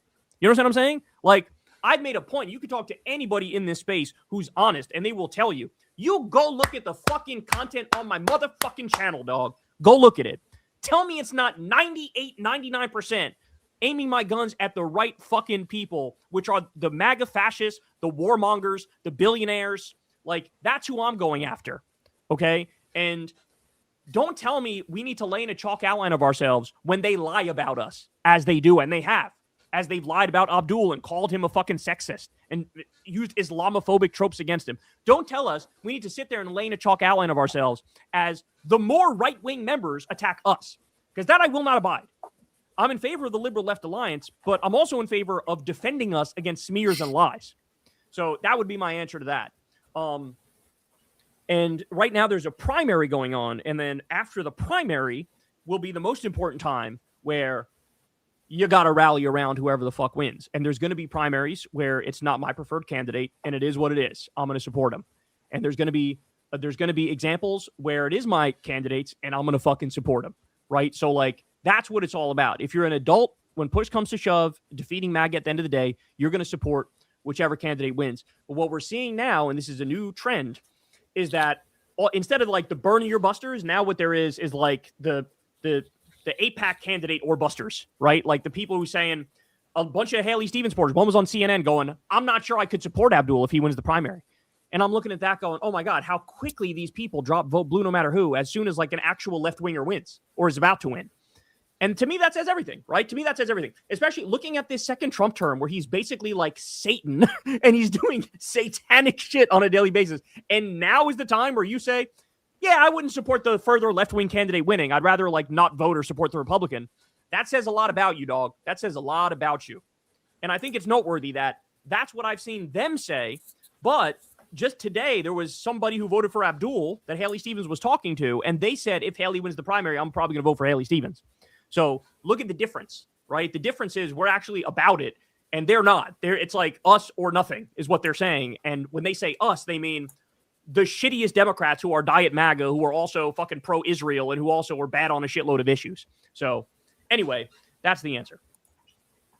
Proto, thanks for the $5. Do feel bad about the Isaiah Martin video you did a while back. I see him as a net positive and he responded to your video. He really takes down MAGA. I don't really remember what you're talking about, so I can't really comment on it. But I'm sure whatever I said in the video was factually accurate, so I definitely stand by that video. Thanks, brother. D-Man, thanks for the $5. Get Angie Nixon on KKF. We did. Progressive running in Florida for Senate Dem primary, has endorsements from lefties and could use a boost from platforms like yours. We actually did have Angie Nixon on Crystal Kyle and Friends, and it wasn't even that long ago. Come on, D-Man. Angie's fucking awesome. We're big fans of Angie. She's phenomenal. I'm fucking up and watch the content. She's got a tough race, but I wish her the best, man. Shut Up and Play Club, thanks for the $5. I'm convinced all the UFO stuff has been a Peter Thiel brainwashing operation since at least 2017. Understanding this is critically important. Yeah, I don't think that's crazy. I think that there's a reason why the federal government is now talking about the UFO stuff a lot. I think they're using it as a distraction. So there's definitely a point there. Yeah, I don't think there's UFOs. Martin, thanks for the $5. If Mehdi Hassan went on Timcast IRL, it would be a horror movie for Tim because Mehdi will destroy him in a debate and it could totally embarrass him. Absolutely. Why? Is Mehdi considering going on there? Because that would be phenomenal. I would be here for that. Thanks, Martin. We Paustian, thanks for the $5. With all the bad news coming out, do you have anything that gives you hope for the future? No. No, I'm kidding. No, it is. Look, the rise of DSA is great. These left-wing candidates winning everywhere are great. The fact that MAGA has imploded in popularity is fucking phenomenal. But outside of the political world, this stuff, I mean, I got a lot of things that I'm interested in, a lot of hobbies that I care about, and it's always nice to do like a mental reset by focusing on some of those things as opposed to politics, you know. Thanks, Guitar Pro, thanks for the $5. Have you seen Night of the Seven Kingdoms? It's up there with the best of Game of Thrones, in my opinion. Season 3 of House of the Dragon is good too. So we're watching the most recent season of House of the Dragon. We still have like 3 episodes left, I believe, maybe 4. And I love it. And Night of the Seven Kingdoms, I haven't watched it yet. I am planning on watching it, but as per usual, I want to wait for everything to be released before I watch it. Right? Oh, is that like another one compared in this? Another Game one, of Thrones? yeah. Oh, there's Game of Thrones. There's fucking House of the Dragon, and now there's A Night of the Seven Kingdoms. But it all fits into the same world, the same lore. Yeah, so I want to watch it, but like I'm even sort of breaking my rule by watching House of the Dragon now because it's not done. It's just this season is out. But I don't want to wait until motherfucking 2032. So I'm like, okay, let me start watching this shit. You know? Yeah. So, but I will get to it at some point. Slop Apocalypse, thanks for the $5. Why has Trump's White House account turned into Reddit? He just posted Rick and Morty. Because Republicans believe in nothing and they're clout demons and they're just desperately trying to like post some shit that makes them more popular, even though everybody hates them. So that would be my answer. Skeptical, thanks for the $5. Hey, Colin Corin, which one of y'all seen the movie Obsession and what were your thoughts on it? Obsession. I know, I'm trying to look at that. I haven't seen this, but this shit looks scary as fuck, whatever this is. I definitely didn't see this, and it does look scary as fuck. And I'm not a horror movie fan, bro. When I was younger, I felt like it was easier for me to be like, this shit is fake. It's not scary. As I got older, I'm willing to go for the ride, and now I feel like, oh, this is scary. I don't want to watch this shit, you know? Obsession is a supernatural horror film directed by Corin. A lonely music store employee who uses a cursed novelty toy to make his childhood crush fall in love with him. Oh, no, yeah, I ain't seen that shit. Fuck out of here. We're not horror fans. I'll be scared as a motherfucker. Yeah, I won't ever go into a fucking like toy store again or some shit. I'll be scared as a motherfucker. Chicken Warrior, thanks for the $5. Also, Jasmine Crockett keeps alluding that racism is the reason she lost the primary. She also alludes that Tallarico is a racist. Like, what the fuck is going on? I don't know, bro. That seems kind of wild to me. Tallarico is he was literally doing like a black outreach event, and at the black outreach event, he was accused of not doing outreach to black people. It's like, what? Wait a second. What? This is like clearly a Republican op, right? Chicken Warrior, thanks for the $5. One of them is a named well-read black girl who's got crazy videos online of a town hall where her and some others are mad at Tallarico, but I don't know why. Yeah, I don't know, man. Could be a Republican op. Could be just genuine, like, hurt feelings over the primary. But I don't know. I don't know what to say, bro. Like, I hope he pulls it out. It'd be wild if he ends up losing, and this is the reason why. That would be totally unacceptable, and Jasmine Crockett would really sort of hurt her brand in that scenario. You know what I'm saying? Side note: Molly saw Candace Owens in Nashville doxing her. That's crazy. That's wild. Official Voronin, thanks for the $5. Have y'all been at the weird south of the border 1960s amusement park? We're driving through the Carolinas on the way down to Florida from New York. I've seen it, but I've never gone to it. Yeah. You know? I've seen it. I think we've stopped maybe one time at south of the border, but I don't think we ever went to the amusement park though. But shout out to south of the border because that's one shit I always remember on our drive down to Florida was like they got the big ass sombrero and shit. Like, is this still functioning? Like, I feel like all theme parks these days, like nobody gives a fuck about them. They're like falling apart at the seams. They got half the people working there that should be, you know. Especially if it's some 1960s shit. Every time we drive by the south of the border now, it just looks like a deserted ghost town. Like there's like tumbleweeds fucking going through that shit. But 100%. Shout out to south of the border because that's the OG on the highway. Seth White, thanks for the $5. As New Yorkers, what do you think about Impractical Jokers? My daughter loves that shit. She watched every episode of that shit. Yeah, but I I don't used know. to I like was never it into back it. when I liked it when it was like original. Now I feel like they're so famous and they still try to prank people, and it's like we all know who you are, you know. They still try to do stuff and act like people don't know who the Impractical Jokers are. It's like That's what happened to Tom Green when Tom Green got too famous. He couldn't do his like on Right? demand on the street Yeah. shit. You know, that's what I'm saying. They got to do an Impractical Jerkers. Practical Jerkers. They jack off and ran. He's impractically jerking. Hey man, what are you doing? Jacking I'm me off. It's practically like, jerking. oh, okay, it's allowed. Bill, thanks for the $5. Hey Kyle, the other day you mentioned lack of Ukraine coverage. There's an Australian on YouTube, Willie Ohm, who does really good work and understands war. Yeah, I know Dylan Burns is doing the same thing. He's out there in Ukraine, like I think on the front lines or like close to the front lines. And that shit is brave as fuck, man. That shit is brave as fuck. So shout out to everybody out there doing real journalistic work. I'm just an asshole in the studio babbling. QC man, thanks for the $5. Instead of naming Penn Station after Trump, they should name a restroom in PS after him. But that might be an insult to restrooms. To shit restrooms. Naming everything else after. Not really, Rachel. Thanks for the $5. Kyle, I get the sense that Paquin still respects you and might actually hear you out. Do you think there's any getting through to him on domestic policy?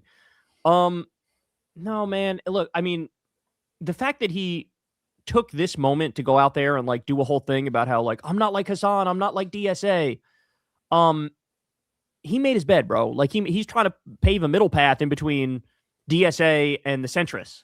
And like I don't know what to tell you. I also have described myself as a social democrat, but I love the rise of DSA because how do you think you get social democratic policies? By having DSA and having people to the left of DSA getting in power. And so I think he knows this. He just, honestly, if I'm being honest, what it really comes down to for him, I think, is the issue of Israel. He's always been on the other side on the issue of Israel, and now he feels like the Democratic base has abandoned him. And so as a result of that, he's like, it's coming out in weird ways where he's like fighting with other people on the left about other things as well. And yeah, I don't think there's any changing it. I think this is who he is, and this is who he's going to be moving forward. So no, I don't think I'd change anything. Okay. Cap, thanks for the $5. I'm officially the #1 super chatter. Remember Little Cap, the legend. Well, shout out to Cap, man. Appreciate you, bro. Thanks, the #1 super chatter. Joseph, thanks for the $5. Is it just me or is Jaylen Brown severely underrated? An elite two-way player who was the best player on a stacked championship team. I mean, don't people say Tatum's actually better than Brown? Like that was what I thought. What they say. That's why. There's like, that's why I feel like Jaylen felt disrespected at the Celtics is because like he led them to the title. He was the MVP, and Tatum gets all the credit.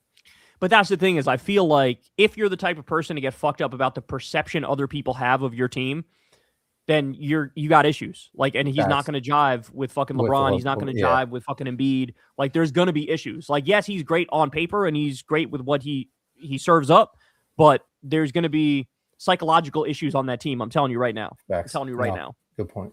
Like, nobody wants to be an extra in LeBron's Last Dance, you know, and they're all going to be extras in LeBron's Last Dance. Yep. They're literally trying to do a documentary of that whole season. Oh, they're 100% going to be doing a documentary.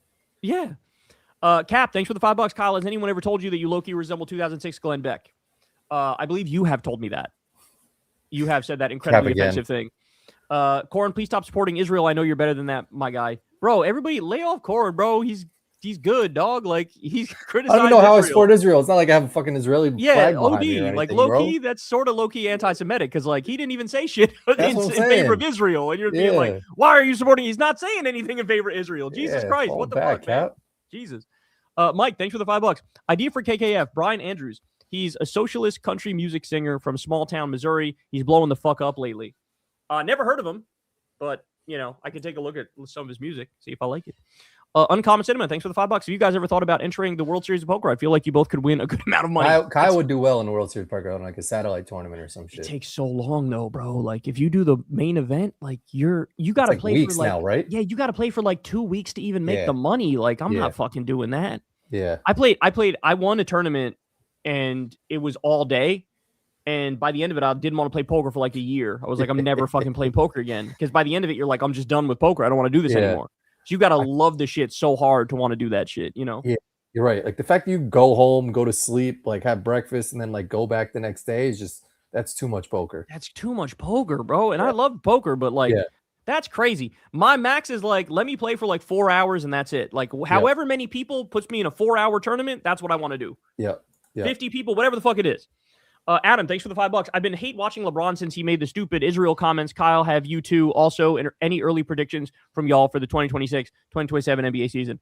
Knicks repeat. There's my prediction. How about you, Corin? You think Knicks repeat? Favorites. Yeah. Yeah. I And, mean, you can't go wrong with that prediction. And on LeBron, I mean, I can't. He's one of the GOATs, bro. Like, I can't help it. When it comes to sports, I'm a snob. And what I mean by that is I like watching greatness. And so watching Jordan, watching Kobe, watching LeBron, watching anybody who's dominant, watching the Warriors when they were on that crazy ass run, like, I can't help it. Like, I just like watching greatness. So, I never really hate watch LeBron. And low-key, like, he's sort of endearing himself to me with his recent pivot where, like, he's sort of getting out of basketball and now loving golf. Yeah.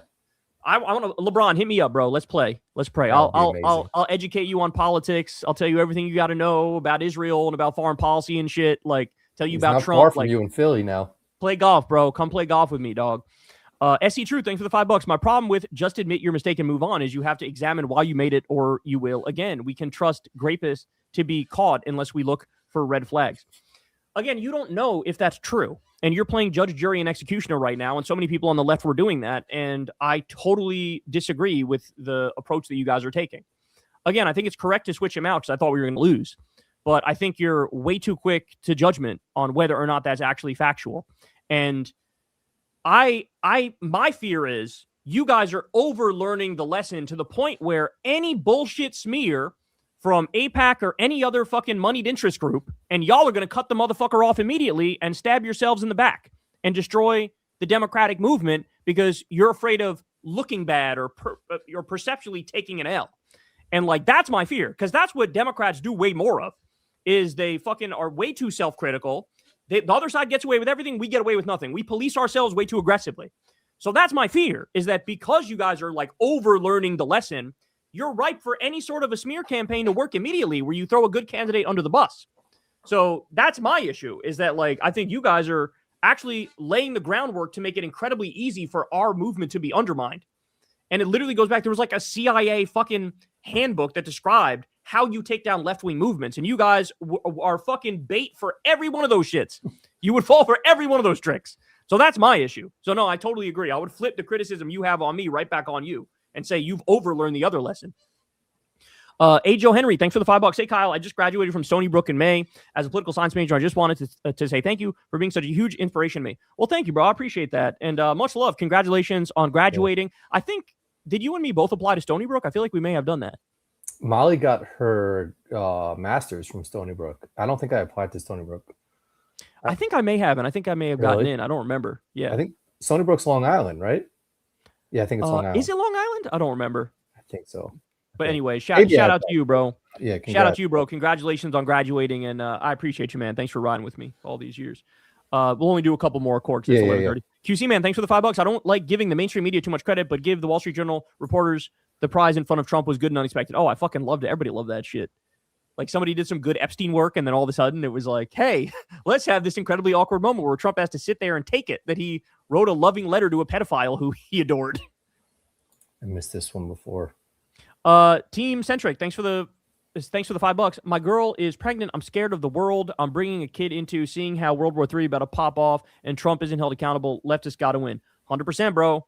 100%. Look, everybody's scared right now. If you're not scared, you're not paying attention. Only those motherfuckers who never read anything about the news at all. Like, those are the only motherfuckers who are acting like everything's okay right now. Yeah. Yeah, there's only one way to fix it, and that's through it. And that's to, like, fight for a better world, you know? But yeah, it'll be all right, man. Yeah, good luck. Good luck to you. We all need the luck right now. Oh, Zelda, thanks for the $5. Kyle, been a fan of your channel since 2016. I was mostly apolitical before that and have learned a lot from you. Thank you for all that you do. Well, thank you, Zelda. I appreciate that. It's very kind of you. And thanks for watching all these years. Area 51, thanks for the $10. 1965 visit to Selma. Malcolm privately told Coretta Scott King that he was intentionally attacking her husband publicly to make King's moderate approach look more palatable to the white administration. I really hope you're not still making a Kashama argument, because that's just honestly embarrassing. Please tell me you're not comparing this person to Malcolm X. Why Kalulu? Waikalulu, thanks for the $10. My greatest sadness is the unveiling of corporate media. So glad for the rise of independent media and incorruptible men like Kyle. Respect. Well, shout out to you. I appreciate that. I would just say be wary of independent media because there's a lot of people in independent media who are not so independent. So just have your wits about you. It's certainly not a panacea over here. There's also a lot of garbage in online media, I would call it. But I appreciate the support, bro. One to Crystal and say you still got it. Happy belated to Corin. Kyle, if you and Crystal ever need a third. What about me? What about me and Molly? We don't get no love? You got a happy birthday. That's what's up. Yeah. Happy birthday, Corin. Kyle, if you ever want it, you got it. No, it's at N Crystal. It's at N Crystal. Thanks, Brian. Appreciate you, Brian. All right, last one here. Thank you, Trent. Yes, the right is bad, but why aren't more saying that nothing changes until how white people are raised in churches and as kids is truly exposed? Yeah, I mean, there's like a Protestant cult that runs the country, and that like Southern conservative white Republican upbringing is just demonic, and it just makes people like Lindsey Graham, fucking sadistic closet cases. Bald PPE guy, thanks for the $5. There's a candidate running against an otherwise largely unopposed corporate Democrat in my district. Can you check him out? His name is Jason Poulos. I believe I thought it was Jake Poulos. That's the last one. Sorry. Kyle, do you think Hitchens would have turned into Harris, or he would be full on against Trump for his fascism? That's a good question, bro. I'm not sure. I think he would try to do the enlightened centrist shtick of like, I'm nuanced and I disagree with him on these things, but I actually think he's right on these things. Like, I think he would do that shtick, which would suck because then that's another person who humiliates himself as they get older and lose touch and have horrible politics. All right, I think we made him through them all. This is Molly's water here, Essentia water. This shit is super banging. Good damn. So you're swearing by that shit? Yeah, it's just crispy, smooth. That's a big endorsement, dog. That's a big endorsement. Love you, bro. Thanks, Kyle, for rocking out. Love you too, man. See you guys later. Peace out, everybody. Later, guys. Thank you for rocking. Who wants the last word?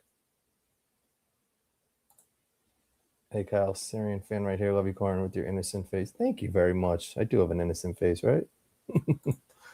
What about me? Everybody loving Kyle tonight. Can I get some love? Thank you, Bruno. Appreciate that.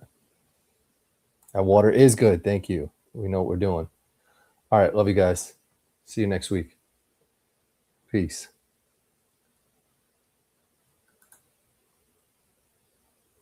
That one goes on there.